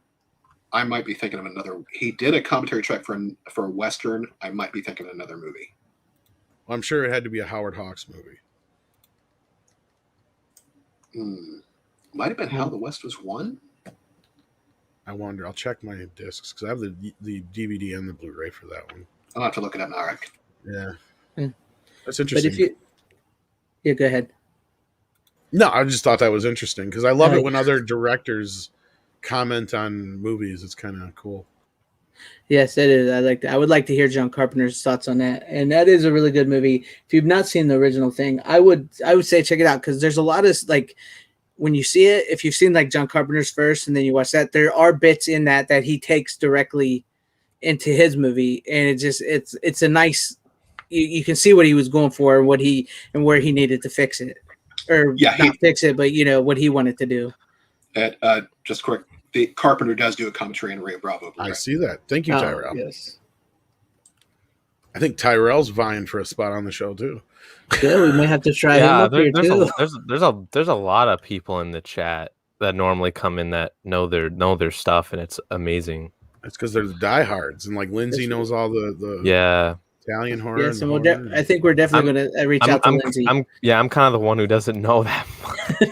But that's why I like having you on here, Runner, because even though you don't know all this. Rookie critic who's like Runner, just learning a lot of this stuff. Yes. Yeah, a lot of that's funny. Like some of my friends, that's in our fellowship, have they made fun of me. They're like, oh, you're just rookie critic but younger because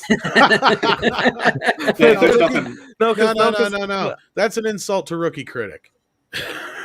No, I don't mean to, but like what's not an insult? I love how it went right over his fucking head. Okay, no. What's not an insult is that one, like I'm gonna call him out. Angela Straven, my good buddy Angela Straven, told me that I'm worse than Rookie, so it's okay, Rookie. You're different. I will give you that, buddy. I'm not trying to pick on you now. No. I know. Look, I'd rather have seen less movies. I'd rather be your age than seen as many movies as I have. Oh, I envy you guys totally. I've said this to Jeff before too, the rookie critic. I've said this too. Like I would love to be able to see some of these movies for the first time again. You know what I mean? Yes. Especially in the quality and the way I can see them now.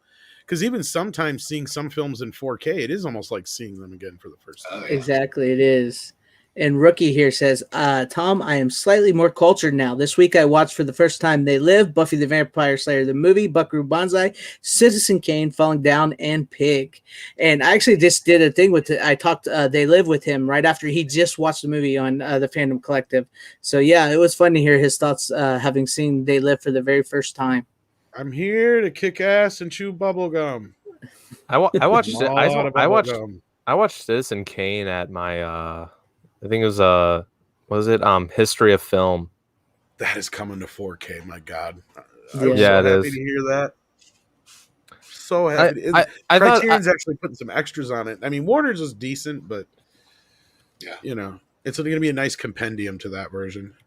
I thought Citizen Kane, in my opinion, was okay, but I've only seen it once. So the thing was, I have 4K just pre-ordered. I know, right? Me too. It's like $55, but I'm like, fuck it, I don't care. But no, Runner, I totally understand. It's one of those movies where the movie itself is one of those subjective type things, but you cannot objectively take away how ahead of its time that film is. If you just look at it for how it was cut, how it was shot, how the sound was done, how everything was done for that film, it was 30 years or more ahead of its time, right? Yeah, there was nothing like it. No, go wait. FanZcene, highlight Rookie Critic's comment about Citizen Kane. Yeah, that one. I agree with him 100%. I respect it. I respect where it came from and the film I get it. Wise and all that. Like I think all that's great.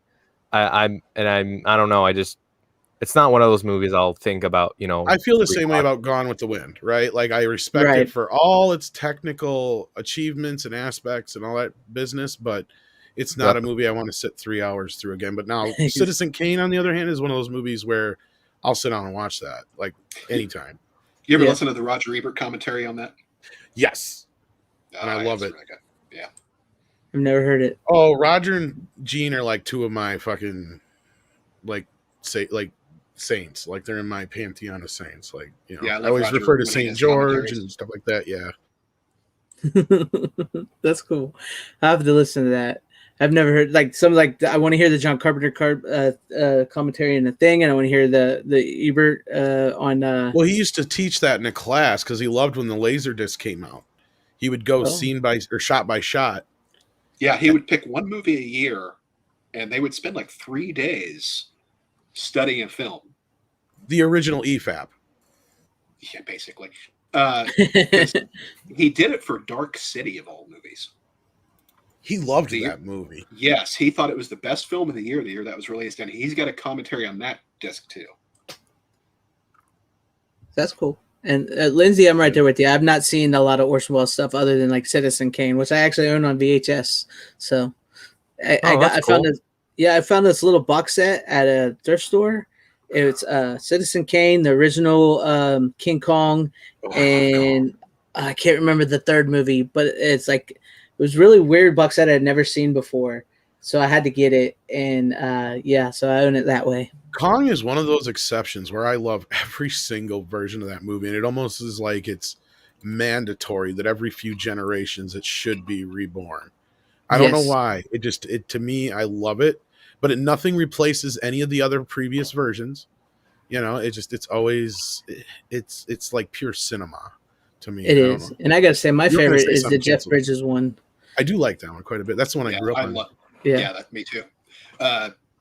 I'm not sure how old you are, Tom, but did you catch King Kong when it premiered on network television? Yes, scared the ever-loving piss out of me. Okay, because they split that over 2 nights. Well, in fact, Shop Factory just released the TV version. They did.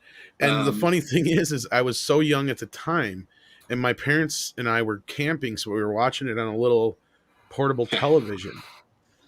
And I got so scared that I made my parents drive home, and it was like a 4-hour drive. Oh, wow. That's the only reason I remember it. But yeah, I remember being so excited for that when it came on TV. I was so young when it came on, yeah.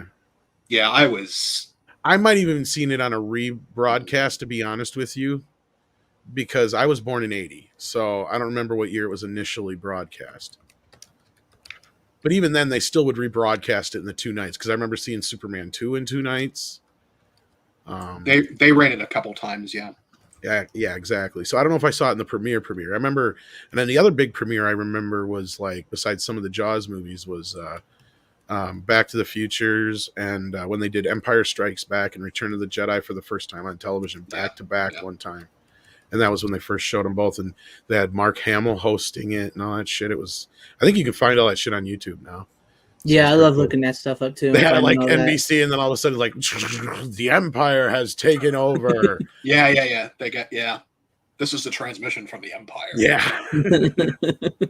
I love watching all that old stuff on there, man. I look for that stuff all the time. Oh, it used to be fun, though. I know what Jeremy's saying. Like, it used to be events, man. It used to be like everybody, and that's the thing is, since everybody watched it the night before, that was what everybody wanted to play on the playground the next day. Yeah. Like the day after Ghostbusters, all that shit. Yeah, like the NBC Sunday night movie of the week, you know, the ABC Sunday night movie. Exactly. Oh, yeah. Mr. Plague Doctor, I absolutely love both versions of the Blob. Oh, me too. I own them both on the Criterion and the Shop Factory, Scream Factory versions. I own them both. Taxi Driver's finally coming out on. I watched Taxi Driver last year for the first time. I was just telling FanZcene before the show, I've got an autographed poster of the '88 Blob that's autographed by Shawnee Smith. Yes. And Kevin Dillon is going to be at convention in 2 weeks, so I'm going to unframe the poster and take it to the con to get Kevin Dillon's autograph. Yeah, and that's actually right near me. So if I can make it out, I'll try, but I don't think I'll be able to make it out. So where are we at here? Because it's canceled Jeremy's turn. Oh, is it? Yes. Okay. What was the last this is an older release. This disc came out 2014, 2015, but I just got it as part of the Criterion sale, and I just got it in the mail the other day because it was back ordered, and it's Night of the Hunter with Robert Mitchum and Shelley Winters. Cool. This is a fantastic movie. If I've you've never seen it, it's a horror film. It's a horror film. Yeah, it's messed up. This might be Robert Mitchum's greatest role. Well, that's the love-hate one, ain't it? Yes, he's got love and hate tattooed on his fists. Yep. he plays a demented preacher who is after the fortune of the man that was that died, and he's trying to kill children. Yeah, I've never seen this, but I've heard of it. Yeah, I'm gonna have to check this one out too. Yeah, it's like I said, the Criterion disc is really good. I've seen it before, but I didn't own it. So during the sale, I was like, I need to get this. And this was I ordered a lot of stuff last month from Amazon during the Criterion sale. This is the last one I was waiting on. I just now got it the other day. Oh, wow. This was the only film directed by Charles Lawton, the actor. Charles Lawton, I don't know if any of you guys have seen the original Island of Lost Souls. No, I have not. The I know who he is. The film, yeah, the first film version of Dr. Moreau. Yeah, this was the only film he ever directed. And it is he should have directed more films. It's fantastic. Yeah, if you haven't seen this, Robert Mitchum's greatness. Shows Shelley Winters. So. I'm gonna check that out because I only know Robert Mitchum from like westerns. So Right. Yeah, this is the rare 2-disc release from. They didn't do it on Blu-ray yet. It's only a DVD. Oh no, this is Blu-ray. Oh, that's Blu-ray. Oh, it looks like a DVD for some reason. Yeah, this is an older. I mean, this came out a few years ago on Blu-ray, but I just never picked it up. But it is a 2-disc Blu-ray too. Oh, okay. Because it's got like. Maybe it's just the perspective. The case looked long, so it didn't look like. it looks big. Yeah, the Criterion cases are a little. Their custom cases are a little different. Yeah, but this has like over 2 hours of outtakes from the film. That's what the second disc mostly is. But fantastic film. I can't recommend this enough. I'll check that out. See, I like that. I like learning about new films like this. I like learning, because you're bringing some really good picks tonight. Because I don't know that much about. Sounds like it would be Italian horror stuff. Yeah. Sounds like it would be a good double bill with Cape Fear. Oh yeah, Cape Fear and Night of the. Definitely. Yeah. So sounds definitely, like something I might have to make happen one of these days. Yeah. See, I love that. It's good choices tonight. Learning some stuff as we go along. See, that's why I dig it. Runner, let's keep this thing running. What you got for me? Yes, Runner. Oh boy, give me something good. Oh boy, do I have something? Oh, is it porn? No. If it is, it better be good too. Yeah, it better be good. Oh boy, I'm probably gonna destroy this stream right now, but we're about to lose our audience. I don't care what anyone says. I like this movie. Well, at least I like the Ultimate Edition of this movie. Oh, what the fuck? Here he goes again. Batman v Superman. What the fuck, Runner? Seriously? I knew it. Runner. I knew I'd piss off Tom. I'm sorry, but it's like canceled Jeremy likes it though, so I do like the extended cut of Batman v Superman. It is a little bit better. It is a little bit better. But now I gotta say, my son and I went and saw saw that movie in the theater and had a ton of fun with it. A lot of stuff didn't make sense, but we had fun with it. Yeah, so like let me talk about sort of my experience because I did see in the theater. I didn't see Man of Steel in the theater. I kind of wish I did. In the theater. Which one? Batman v Superman. Oh, and Man of Steel for that matter. Actually, I saw BVS once and it was with a friend, and I remember walking out of it being like, okay, that was weird. I felt like something was off, and then I watched the Ultimate later on when it was out, and I was like, holy shit, this is a way better fucking movie. Yeah, it fixes the problems I had with that movie. I mean, pacing wise, oh my god, it's so much better. Yeah, it fills in gaps here and there that just didn't make sense. Yeah, exactly. Like, well, my problem is it still ends the same way. Like that third act is the problem with the film. Yeah, I understand that. I didn't mind it that much. I understand why people don't like it, and I can respect why, but it didn't bother me too much. I like what Glisner says here. From Night of the Hunter to Batman v Superman. I know, right? Yeah. Well, that's all right. I told you I'm probably going to destroy the stream. He's got to bring a Zack Snyder movie. I know. I was going to say, are we going to make it through the stream without Zack Snyder being? Hey, hey, that didn't happen yesterday. Okay. Last time, you mean? Yeah. You mean last time? I generally don't have a problem with Zack last Snyder. time. The runner Why did I talks say like we yesterday? keep him in the back room until this show. Like he just sits there and waits, and like to him that was yesterday. Well, at least I get to talk more, I guess.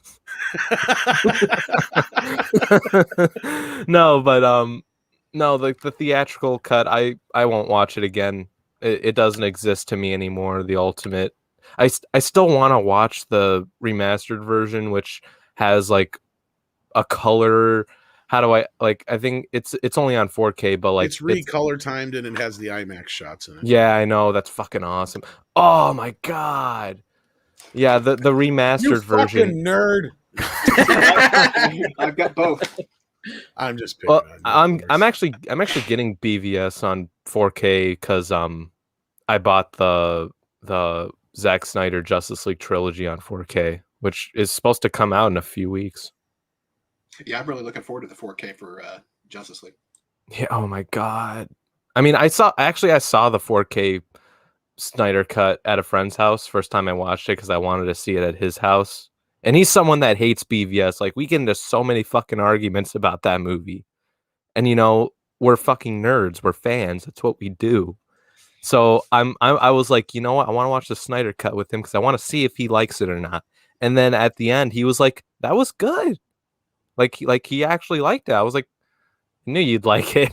I had a feeling you would. It just pisses me off they're not including a digital copy with it. They want to keep the digital version exclusive to Yeah, HBO.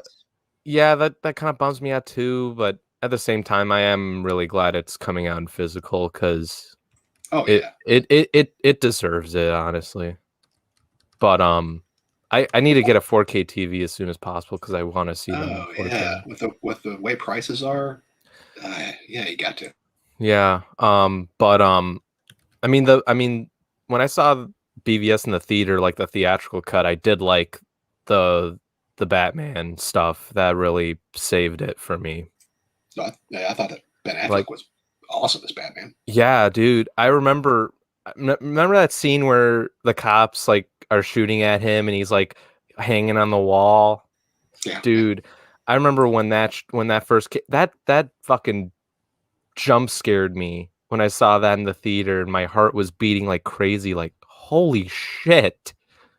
Like, if you can get a Batman in live action that can scare the shit out of me in the theater, you get a fucking win for me.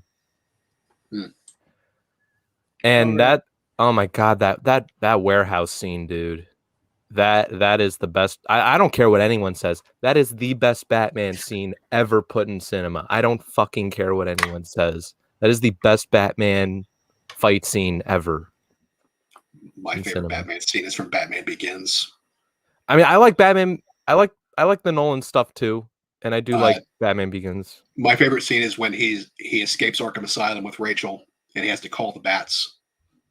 And then that was cool. The Tumblr stuff is great in Batman Begins. Yeah, the escape from Arkham and then the Tumblr chase after that, fantastic.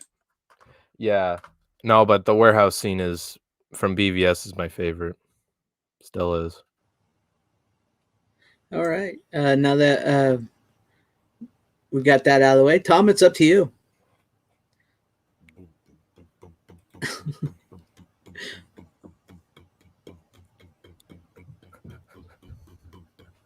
Flash,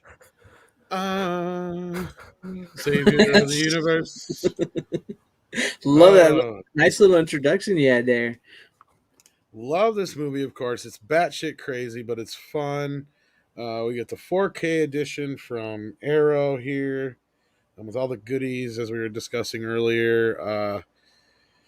Yeah, what can I say about this movie other than it looks great, it sounds great, one of the better 5.1 remixes as far as I'm concerned.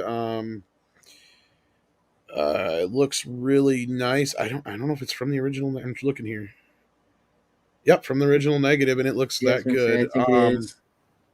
Of course, I'm sure a lot of the special effects scenes were done in 70 millimeter, and it shows, so they look really, really good.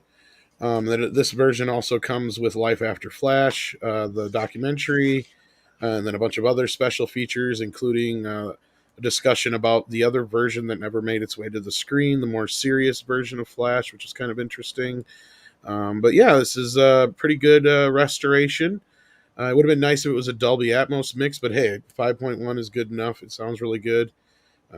Especially, those who are fans of this film, it gets all the love it deserves. There's a lot of great stuff on here for special features. Ton of stuff. Flash or Arrow did a great job putting this together, and you were talking earlier, Jeremy. You had the other versions as well of this, but it was kind of funny because I picked this version for tonight. So there's the UK version that I didn't get.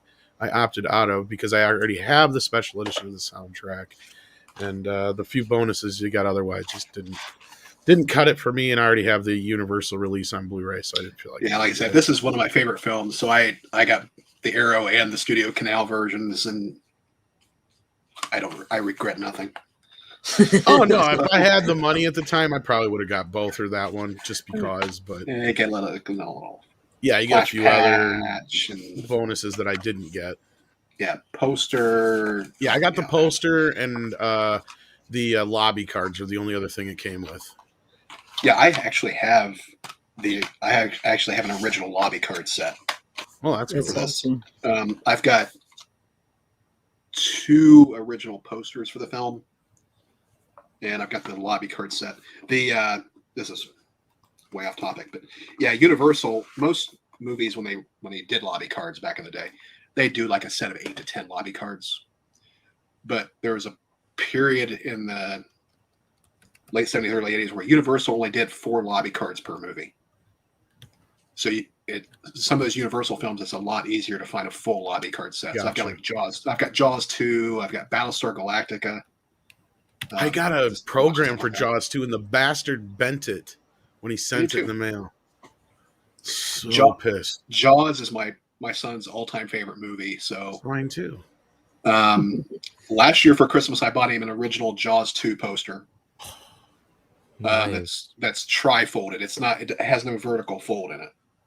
I actually haven't seen the other. Nice. I actually haven't seen the other Jaws movies. I mean, Get the fuck out of here, Runner. Hey, hold on a second. I have. At least I've seen the first one. Damn it! I'm just giving you shit. I know. Of course. Lindsay, I can answer your question. Yes, Flesh Gordon is on Blu-ray, and I popped it in right after I watched this just to see how it looked. And the 2K scan by looks all right.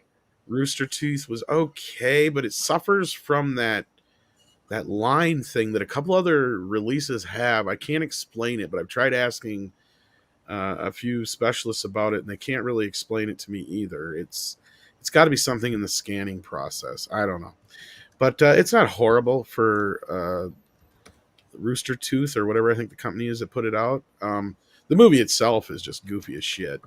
It's an early parody film. It actually predates the Universal canon film, actually, which is kind of funny. But yeah. But that is a good pick. I really, really like Flash Gordon. I got the Arrow Blu-ray, not the big box set, but I got it, or not the Blu-ray. I got the 4K, not the big box set, but I got the 4K, and I think mine has the poster. Is all I got. Oh, did they slide the poster in with it?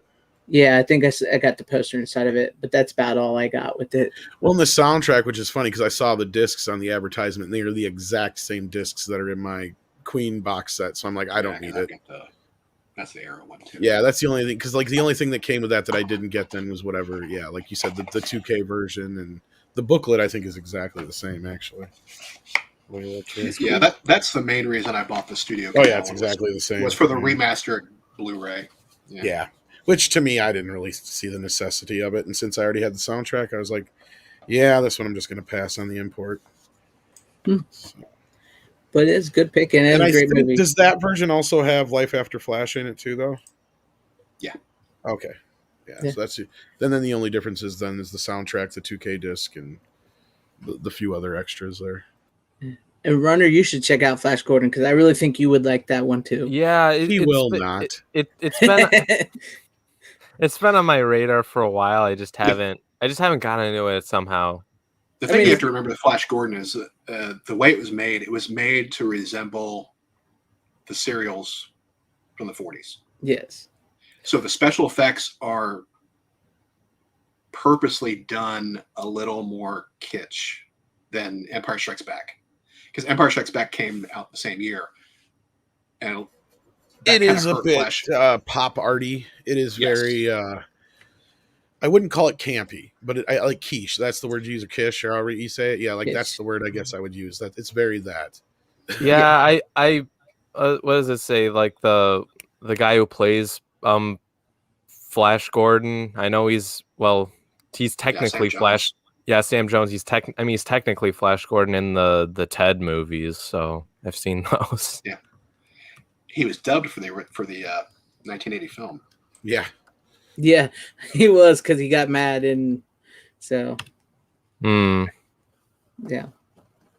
But hey, you need to check out. Yeah, you need to check it out. It's pretty good. It's a little bit older release, but I finally got a chance to actually watch it, so I figured. Is it on a streaming service somewhere? Oh, I'm sure it is. Oh, Flash Gordon, yeah.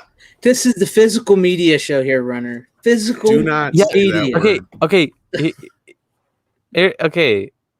If I like a movie, I'll get it at physical at some point. But if I I don't know. You know what I mean? I get where you're coming from. You can probably pick up the Universal Blu-ray for under $10 pennies by now. Yeah. And I think I got it for like $6 back in the day. It's good. What you got, Craig? It's good. I love this scene. Yeah, I love to see where they stick their hands in the tree thing. That's cool. I love that scene. But okay, Jeremy Brewer says Amazon Prime has it. So there you go, Runner. There you go. Oh, nice. I have Prime. That's good. There you go. Says, let's get physical. Damn it. Yes, exactly. Let's get physical. All right. Once again, keeping with my theme of aliens, I have for you something I just bought: Space Invaders. Ooh, the Kino Lorber edition, classic from Kino Lorber. If you can see. Yes, I saw that in your Instagram the other day. Yes, I did a video. I just shared it on my video I made with this, but I knew I was going to share it tonight. So, but yeah, I just got this along with Cool as Ice, which I shared last week. You showed that last week. Yeah, but Space Invaders is really good. Like flick, you know, the puppets on the aliens are really good, and you know, it takes place on Halloween night in the 90s. These aliens crash land. It's, you know, very like War of the Worlds meets comedy. Very underrated flick. Yeah, it's very, very underrated. I think it's just I remember checking this out as a kid, and I've always loved it. And the alien that talks like Jack Nicholson was hilarious. So, I loved it. Another Orson Welles connection. Yes, it says that Orson Welles replayed the Orson Welles 1938 Well, that's War of the kind of Worlds the catch broadcast. of the flick is yes. Yeah. These guys pick up on a anniversary broadcast of War of the Worlds, and they think they're late to the party. Yes, and they come there to help destroy and then crash. And I love it. It's funny. It's a very cute movie. It's really very cute. Yes, it is. It is. But I seen that, and it's, you know, I remember that, and I had to get that movie. So I was so glad to finally have it. Yeah, and it's got a lot of good special features on it. Yeah, I've got the Mill Creek one, so I haven't picked that one up yet. The Mill Creek one is very inferior compared to some. Oh yeah, I'm sure. Yeah. Even the transfer is a little bit better. Not great, but a little bit better. Yeah. I don't know if it's the same file and they just did a better job with it, or if they got to do a rescan, but the features alone are worth it. Yeah, they probably did a rescan. Lots of interviews and I think so, because their edition of Baby looks so much better than the Mill Creek version. Well, Mill Creek gets a lot of TV scans meant for TV. They've got a great big facility with awesome fucking signs. That facility is magnificent. They do put out a couple good discs here and there, though. They do. I hate picking on them, because if it wasn't for them, they wouldn't make, like, they make the really good affordable box sets for television and stuff like that. Yeah, they do. So I got to give them besides the fact that it doesn't really have any extras, their Crawl Blu-ray has a fantastic picture and sound. Oh yeah. Well, as long as they get a decent scan from like the companies, yeah, that's what they do. Yeah. I think you're right. I think they get whatever they get to work with, and they just throw it on there. I said, usually they get TV scans, and those are smoothed over more often than not. Yes, I get what you're saying. Because and again, it's like it's kind of a trade-off. It's a lot of titles we probably never would have gotten on Blu-ray anyway, like Stop or My Mom Will Shoot. Yeah. But once in a while, there's those movies like Crossroads and stuff that I'm glad to at least have. You're the Hunter from the Future. Or and something that's like why that. I was glad Exactly. to have. Krull, like you brought up, is another. But Krull, Yes. for crying out loud, Krull cries out for like a fucking screamer. I know. Arrow. That's what I was like, thinking. can't believe that. I've seen it in surveys where Sony has been asking. They'll say, "What titles would you like us to do on 4K next?" Yeah, I've and seen Krull that. is always included in lists of titles to choose from. So my guess is they've already got a 4K master. They might just be sitting on for right now. I think you're right, because a lot of those titles, and I know for a fact they just redid Karate Kid 2 and 3 for Cobra Kai in 4K. So that's why Karate Kid 2 was on that list in that survey. Yeah. And I think La Bamba, when they did La Bamba for Twilight, and same thing with Fright Night, I think those were both done in 4K as well, scans. Yeah, because Guns of Navarone was on that list, and they just announced that recently. Yep. Yepers. So I think it's pretty good. I think it's safe to say those will probably make their way to Blu-ray sooner than later. That'd be cool. And I would love it. I know you guys 4K, I should say. They're already on Blu-ray, but you know what I meant, yeah. I would love Fright Night on 4K. I had the Blu-ray, and I think you were the one you that know told me, what, Tom, Jeremy, that they don't have the full documentary. You know what? Something else to support the fact that the Crawl might already be scanned in 4K is they did the Fathom event here not too long ago too for that. That's generally the case. That's generally the case. As soon as there's a 4K scan, that's when, and that's where I'm like frothing at the mouth, because I'm like, okay, if they did TMNT last year, does that mean there's a 4K scan sitting somewhere? I want it. That Blu-ray looks like shit. That would be I don't great. care about the other two so much. Give me the first one though, because that Blu-ray looks like garbage. Yeah, I was right in a sweet spot age for all those early 80s sci-fi films that came out, like Ice Pirates and Crawl and Space Hunter. Yeah. I love all of them. Me too. And we're just finally getting Highlander in 4K, even though that was scanned back in 2016. So that scan's 4 years old already. Yeah. Mr. Plague Doctor, have a good night. He says, thanks for the show, gents. College is kicking my ass. I'll be sure to tune in whenever you go live next time. Glad to have you here. Come back anytime you want. We're almost Lindsay. Yeah, I'm excited about Cold Check Doctor on Blu-ray also this fall. I'm also excited about Night Gallery, the first season of Night Gallery. Oh, yeah, I saw that Night Gallery. You're right, though, Lindsay. Like, I just bought the Tales from the Crypt on DVD. I broke down because I'm like, fuck it. I can't wait anymore. I want it. And I got it on sale for like $50 for the entire set. And I'm like, okay, now they'll release it. They still haven't. I have to check. Are those on HBO Max yet? I don't think they are. Oh, that's why I'm like, I don't think they are. Because they shot them on film. They're shot on film. They can remaster them for HD. Oh, yeah. Give them time. Hopefully they will. Hopefully. Same thing with the other one I want really bad is Amazing Stories. Oh, yes. I would absolutely love that. I haven't bought the DVDs, but I've been holding off on them. But the second season is only available overseas. In the UK, right? Yeah. Yeah, you got to import it. And of course, that's the season with American Dog on it. Or the Family Dog. I mean, not American Dog. I wonder if they'll ever release that little series. I don't think it's ever gotten the series was never as good as it could have been. I hated that they recasted the voices, and it just didn't have the same tone. They had a few good episodes, so I'll give you that. But that original one on Amazing Stories is one of those I can watch over and over and over. But the dog was here. My favorite Amazing Stories episode. What are you doing? My favorite Amazing Stories episode is Mummy Daddy. Oh, they're great. Well, all of them are great, though. Mummy Daddy is so great. It's good. It's a guy who's dressed up as a mummy on a movie set. Yeah. And he, for those that don't know, he can't get out of the makeup. His wife goes into labor, so he has to leave the movie set to rush to the hospital. Yeah. At the same time, a real mummy is set loose out in the middle of the country. Because of course. Yeah, and the rednecks in the area are trying to hunt down the real mummy, and they keep confusing the actor for the mummy, so they're trying to get it. Yeah, it's really Yeah, I remember that one. That's a good one. There's some great ones. I mean, they got great directers. And, Mm-hmm. but anyway, we need to move forward. I'm sorry. Yes, I'm not trying to rush this along. We're having great combos, though. Yeah, I know. I know you have another engagement. It's partially my job, my fault. We were late, so I'm trying to give as much leeway as I can here on the other end. It's all understandable, man. No worries. Okay, this one's another slightly. It's when did this one come out? This came out actually 2019, I think. The limited edition version of it did. But this is Eureka's Cujo from the UK. This is an import. Oh, I don't have that one.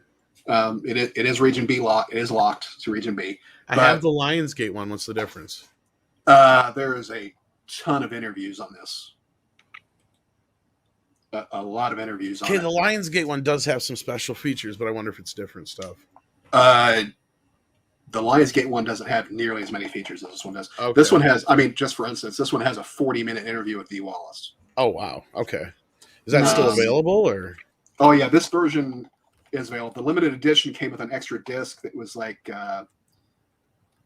even different, more interviews, like 2 hours. Of course, I got to get that. It's expensive. It's out of print. It's a little bit more expensive. I think you think that'll stop me? That'll just make me want it more. Tom, man, you ought to seen his American Werewolf in London set he bought. I think he watched that. I'm sure. Yeah. Yeah, I've been trying to get this set, but see, I'm more of a Howling guy. That's coming on 4K. Werewolf. Studio Canal's releasing it. Too, I've got it pre-ordered. I have a Howling poster in this room too.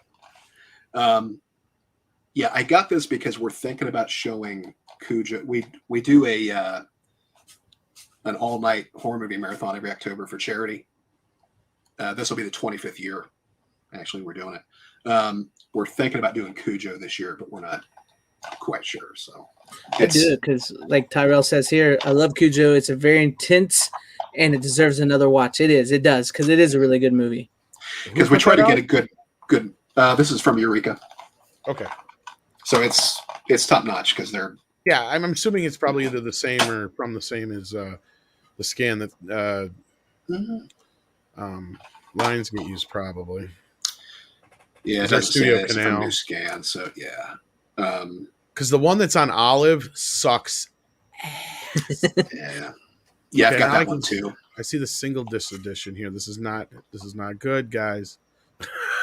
Yeah, this is the one I have. This is because I reversed the artwork on this, so the actual artwork is artwork. So it's that's the one I see right now. That's only the single disc one you have, but there's another one that's there's a limited edition release. It's out of print. I just never jumped on it because I got the Lionsgate disc and I had the Olive one, and I was like, I want to buy a third version of Cujo. Looks like shit. Yeah, it's not very good. I got rid of it. I sent it back. I was so pissed. The only reason I got it is because it has a different audio commentary than the Lionsgate one. Is it? Shit, I should have kept it then. Yeah, they're both with the director. They're both. I didn't know Louis that. Yeah, they're both Louis T. audio commentaries, but they're different. Oh shit. I'm a big fan of Cujo. So see, what I would have done then is just put them both in the same disc because I like the cover for the Olive one because it is the one that you use there, the flipper around. Yeah, I hate Lionsgate's cover; it's nasty. But the scan is decent and the sound is really good because they even got the nice 5.1. But I see the limited edition here is $119 on Amazon UK. Yeah, I'm not sure it's worth the price for what you get with that second disc. I wasn't real impressed with what the second disc was. So let's see here. Disc 2 Q&A with Dee Wallace from Cinema. That might be online. Yeah, and like I said, interview with a critic. Yeah, like I said, you already get a 40-minute interview with her on the single disc release. Fuck it, I'll get the single disc one. I mean, what else can she say in 40 minutes about that movie? But buy now. Only 5 left in stock. It's imported. Fuck it. I think I ordered mine. I got mine from Amazon. I think I paid $22 for it. I do more shopping on this show than anything. It's going to cost me just as much as shipping as the disc. That's what I'm saying, man. I've been having to hold off a little bit because I was demonetized. Well, that's because they're a lot cheaper over there. That's the other great thing is the discs are so much cheaper over there. My God. Usually, yeah.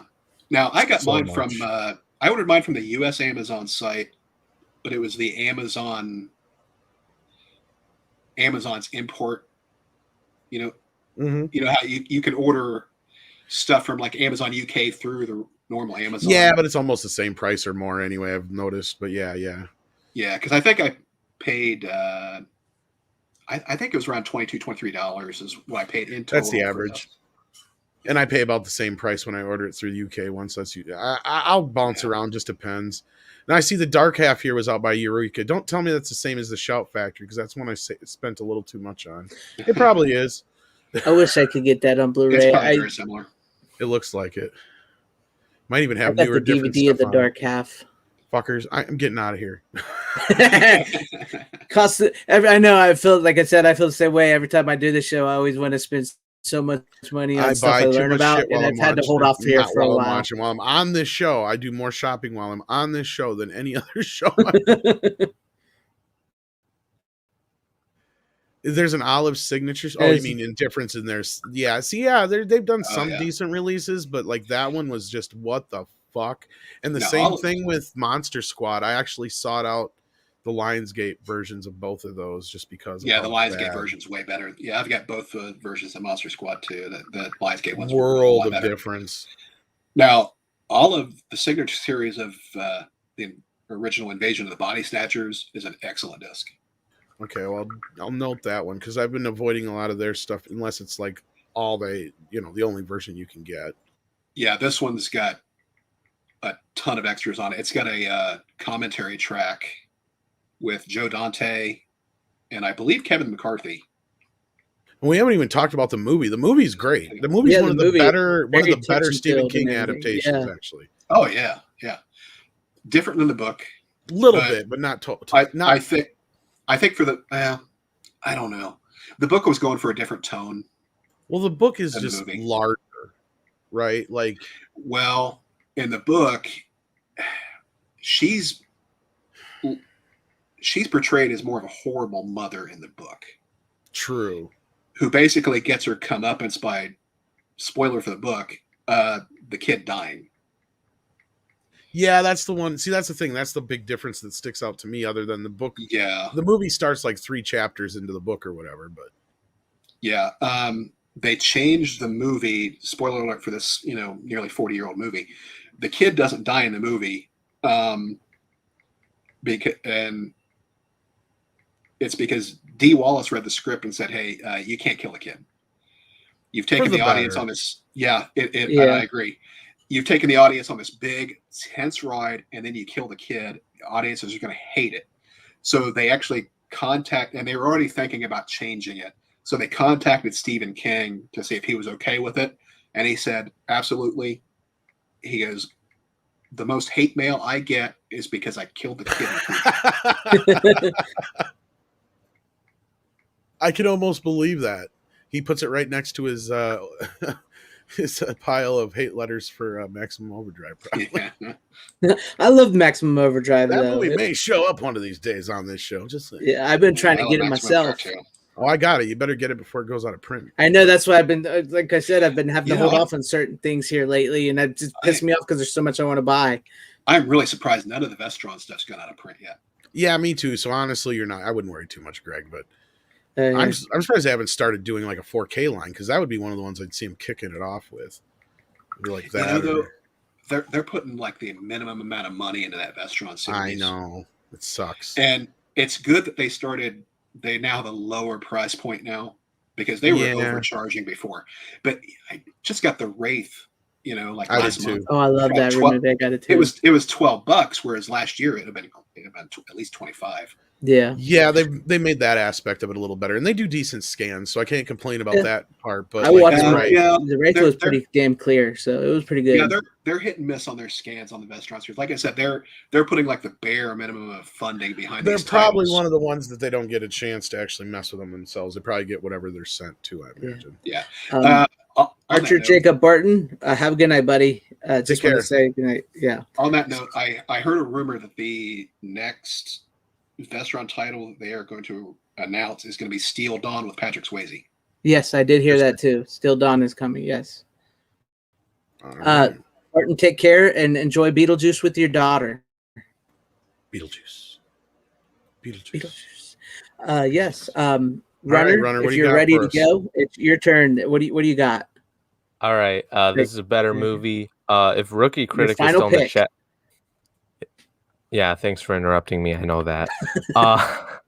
No, but if Rookie Critic is still in the chat, I think he said that this was because he named out some movies that he's gonna watch, like one of his list of like next movies or whatever, and this is one of them. Ford v Ferrari on 4K. You should have brought that one up last time. Yes. Nope. I wanted to save it for last. And you got lucky you got that on 4K because that's been a hard one to come by in 4K. I know. I've been having trouble trying to find it. When There's I was been a out, lot of people importing it because it's been hard to come by in the U.S.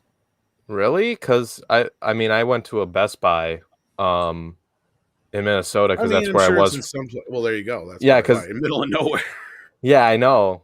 I went to a Best Buy out of middle of nowhere, along with some other stores to get physical media, and I grabbed it. It was I wanted to get it, and I mean, great fucking movie, fantastic. I saw it. It's funny. I saw it Thanksgiving Day with my family because on that year we had a late Thanksgiving because my aunt had a flight delayed and she wasn't gonna make it Thanksgiving Day. So my mom and dad were just like, what do we want to do? Is like, I don't know, want to watch a movie or something, and then so like we all went to the theater. We saw Ford v Ferrari, and holy shit, that movie was so much better than I thought it would be. I fucking loved it. Yeah, that's one I've been needing to see for a while. A lot of people have been telling me about it. Must have got released again. It's back up on Amazon now. The 4K? Yeah, it wasn't for a while. Oh, yeah, I managed to find it on 4K and happy about it, and it's a great movie. That's what I've heard. Like so many people have told me about it and wanted me to watch it, and I have and I really need Get it to. now. It's cheap. Yeah, dude, get it. It doesn't deserve to be as good as it is, and yeah, it's one of the most like recent movies that surprised the hell out of me. Grab it now, Jeremy. It's on $13.99 on sale on Amazon. Yeah, see that. I'm gonna have to add it on my part. I own it on digital, so it's an up convert, but it's an up convert. I do know that, but it looks good. I liked it in 4K. I mean, I don't know if it has the same sound. I don't know what kind of sound setup you had, but it had a nice soundtrack. Like, because I know this is the physical media show, but over the last few years, I've been buying less and less newer release films on disc. No. I buy a lot of big blockbuster like movies I really like. I buy a physical disc, but a lot of times I used to blind buy movies all the time. Same here. But I've been putting, so you can get digital copies of movies pretty cheaply if you just look around. Yeah. So that's what I tend to do, and then I take the money that I would have spent on blind buy stuff. I buy older stuff. I didn't buy a lot of older stuff myself. I buy stuff from the boutique label, stuff that's typically maybe not like this cat like. I can't argue with that ideal because, like we were just saying, a lot of newer films are still just 2K up converts. Yeah.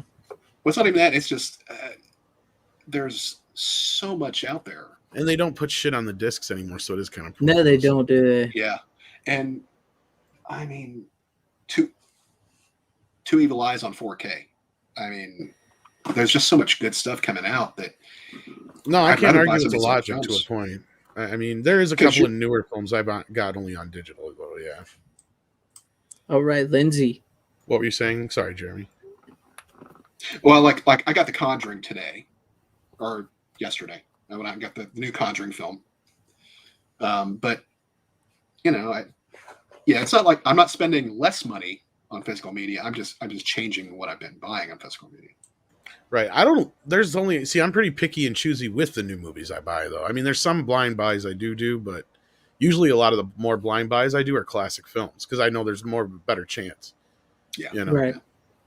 Yeah, because this is like a golden age for physical media with all these boutique labels. It's fantastic. And then I can't get enough of like Shout and Arrow and all. I could go on all of them. So many great Absolutely. releases for these people. So yeah, Runner. That's a great movie. I'm glad you picked it up. It's a good one.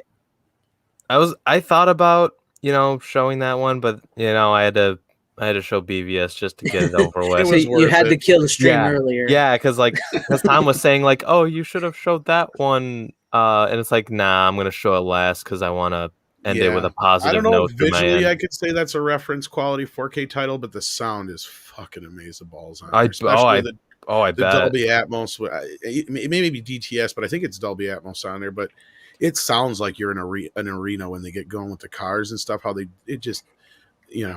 Yeah, I mean, yeah, FanZcene, dude, you will love the movie without a doubt. It's great. Christian Bale is great in this. Matt Damon. Ah, damn it! I said it before you. Yes. Yes, it is one I've been I might try to watch it this weekend. We'll see what my schedule's like. Maybe you can watch it with the rookie critic. Maybe, but I doubt that. Usually I don't watch stuff till late at night. I know I'm joking, but I mean, I don't know, but no, really, really good.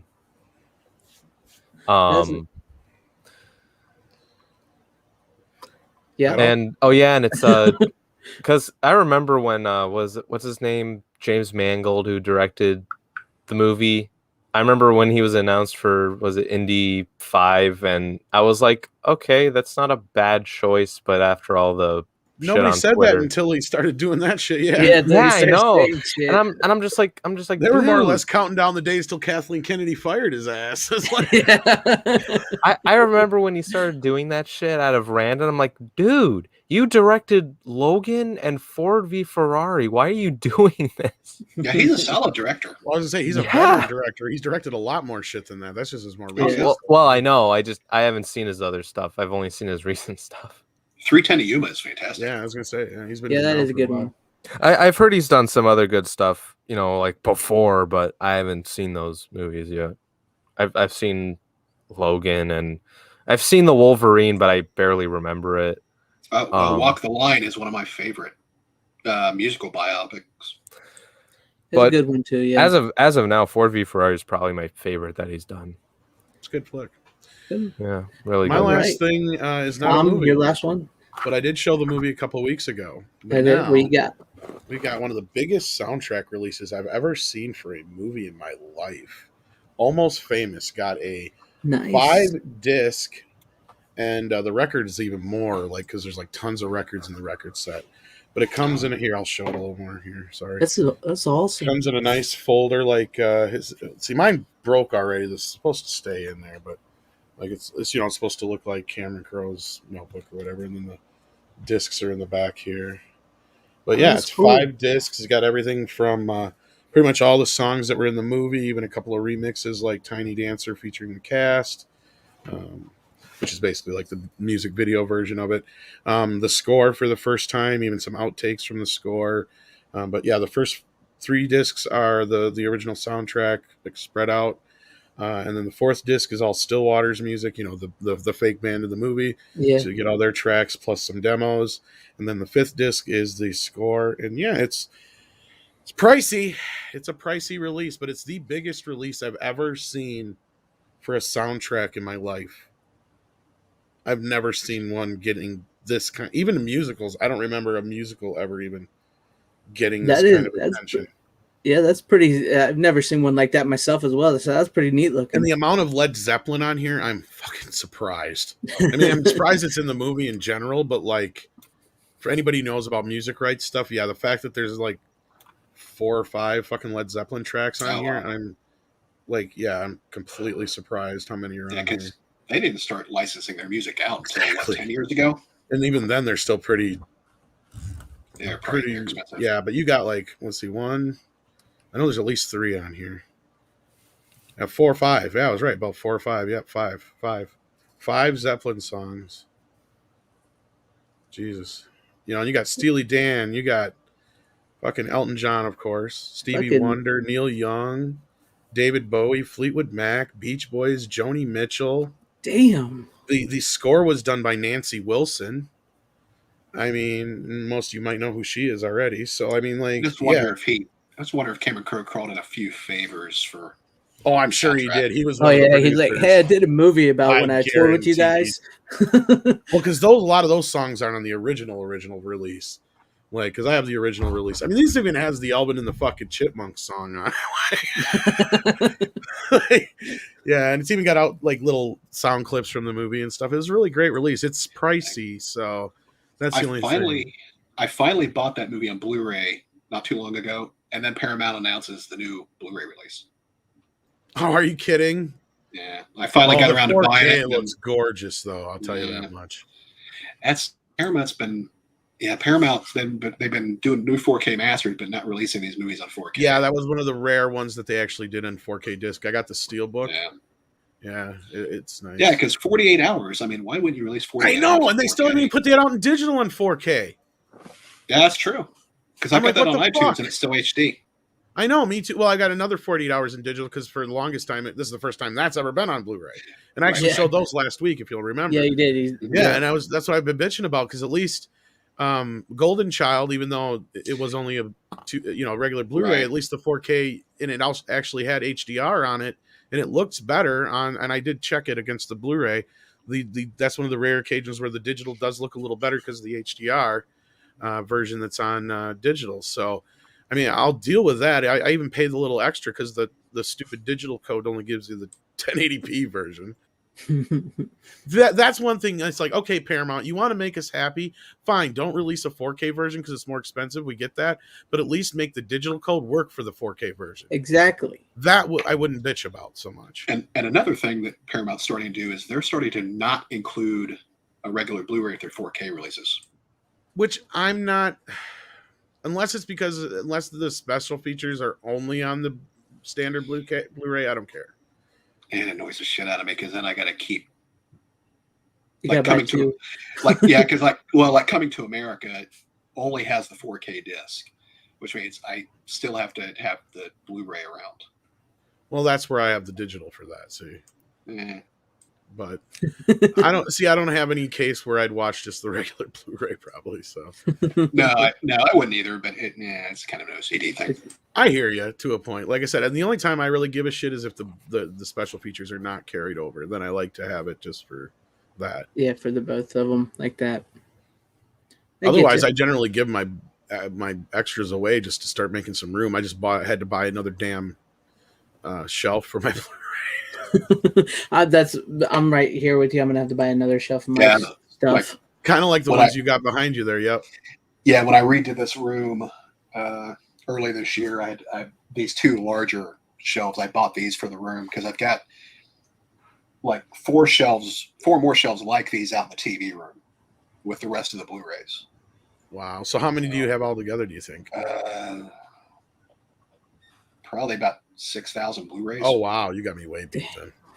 Yeah, and I've got crates full of DVDs out in the garage. I don't get rid of anything. So I've been just moving on with the DVDs. If they don't have anything on them, then I just get rid of them. Yeah. Nice. I ain't got the space at the time, but I do got to run here soon. But I want to see what your final pick is. Okay, here's my final pick of the night, and then we'll close it down for everybody. Once again, keeping with my Alien theme, I have Thrill Me, Night of the Creeps. I love this movie. It's a great flick. It's a great flick. It's from the Monster Squad people, and Tom Atkins is amazing in this. I love this movie. I can't gush about this movie. It's one of my all-time favorite flicks like this. So there you go. There's my pick of the night. Yeah. Speaking of Tom Atkins, if you ever get the opportunity to meet that man at a convention, absolutely do it. I so badly want to meet him. I've met him a few times. Had a nice conversation with him after the con. When I used to work certain conventions. He is awesome. I'll have to share a picture on Twitter I have of the last time I saw him, because I brought him a special gift at the con. So, Well, I was just gonna say I'm gonna check out, but you guys can keep going because you guys have got an interesting convo going here, and it was really nice to actually finally get to meet you, Jeremy, and Runner. It's been a thing. Too, Tom. This Runner, but yeah, thank you, Tom, for coming on. You go ahead and What was check that, out, Jeremy? I said you too. Oh, no. okay. Nice to meet you. Sorry. Take care. Yeah. Take care, Tom. Take Sorry, care, I Tom. I'll just check out. disappointed You guys keep going though, so stick around, guys. Stay here. Don't leave until he's done. Yeah, These guys just are go done. talk a little bit about this and we'll close it down. But There you you go. have a good night. Thank you, Tom. Thank you Appreciate for having it. me as always, man. I love this show. Yep. Take care, guys. We'll see you next week. See you, Tom. All right. But yes, this is a great movie. This is a great release here. Quality is great, and it contains both the director's cut is it the director's cut that is? I can never remember because it's the theatrical cut and the other cut of the film. Yeah, there's two. Yeah, there's two different cuts. Yeah, it contains both cuts. I think it's called the director's cut. I'm not sure. I can never remember if they call it that. Yeah, I haven't gotten. Yeah, around to director's getting cut.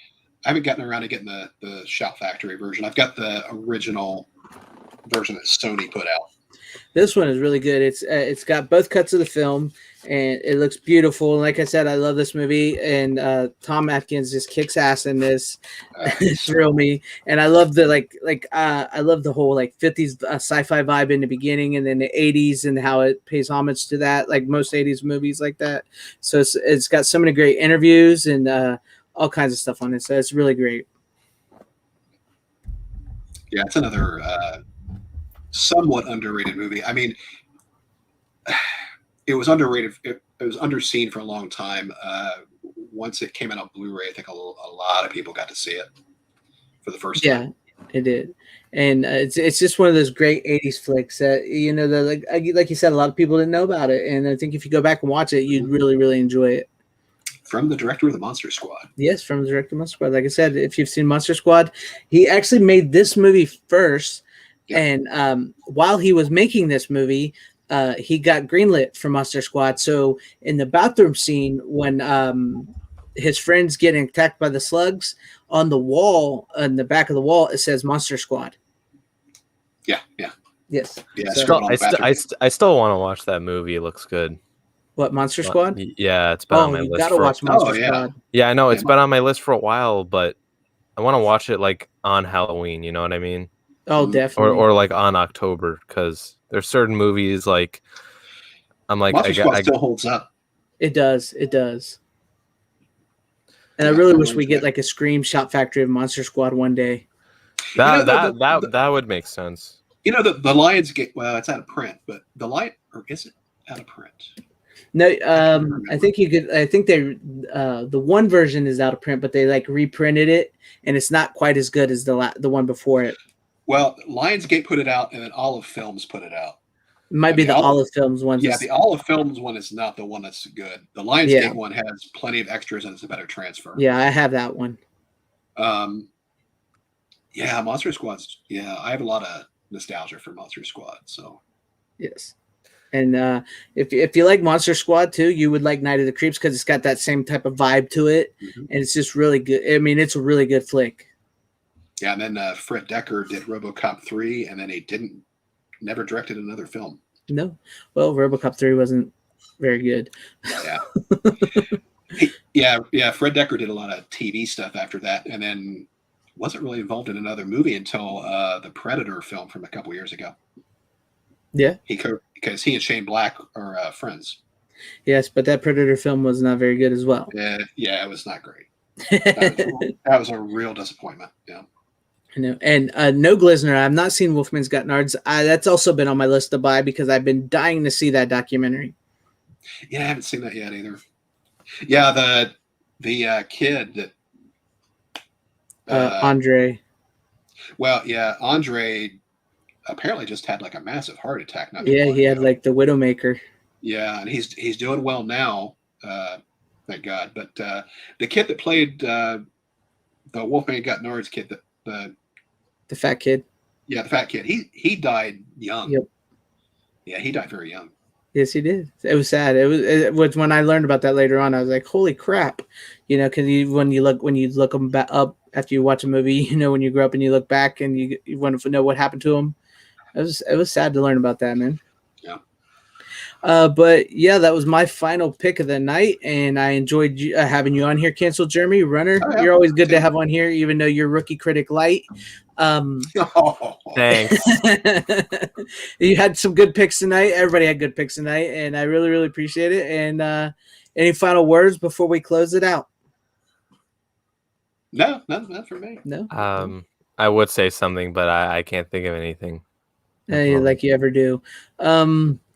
Fuck you. That's what I have to say. Thank you. Okay. And hail to the chat. Everybody that showed up tonight. I truly appreciate your support. Lindsay, the Cynical Geek. And I will get in touch with you. I think we'll try to have you on here next week because we do need some femininity to this show. Glizner, thank you. Jeremy Brewer, thank you. Tyrell 72, Tekkaman Blade, Martin Acosta Santana, Archer Jacob. Did I say his name right? Archer Jacob? Yeah, I believe so. Archer Jacob, he's a good guy. He's always supporting me. Thank you for all your support. Yeah. Tyrell, you too. Everybody in the chat, thank you for all your support. I just want to make sure I get everybody on here, at least that I can. I don't want to leave anybody out because I like to, if it wasn't for the chat, then we wouldn't be here. I know. No, you're missing at least one person. There was Mr. a guy. Plague Doctor. No. I'm talking about someone else. There's a guy named Lord Runner in the chat. Yeah, I ain't worried about him. I think he's a cool guy, but all right, whatever. He's all right. He's an acquired taste. I'm just messing with you. I'm messing with you too. Oh yeah, there he is. And Christopher Burkle. If I missed anybody, I do apologize, but thank you once again for all. Yes, there he was, Christopher Burkle.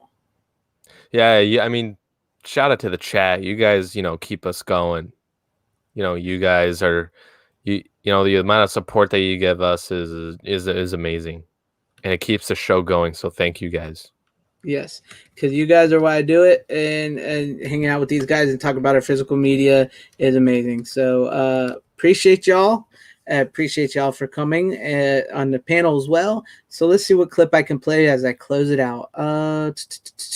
Hopefully I get remonetized. So I get to reapply for remonetization this Sunday. So hopefully, fingers crossed that YouTube doesn't pull no fuckery. Let me see here. What clip can I close out the show with? Oh, speaking of, since we talked about him, here we go. Then I offer her a sip of beer, and there we are in bed. Just like that. It's that easy. 'Cause I'm smooth.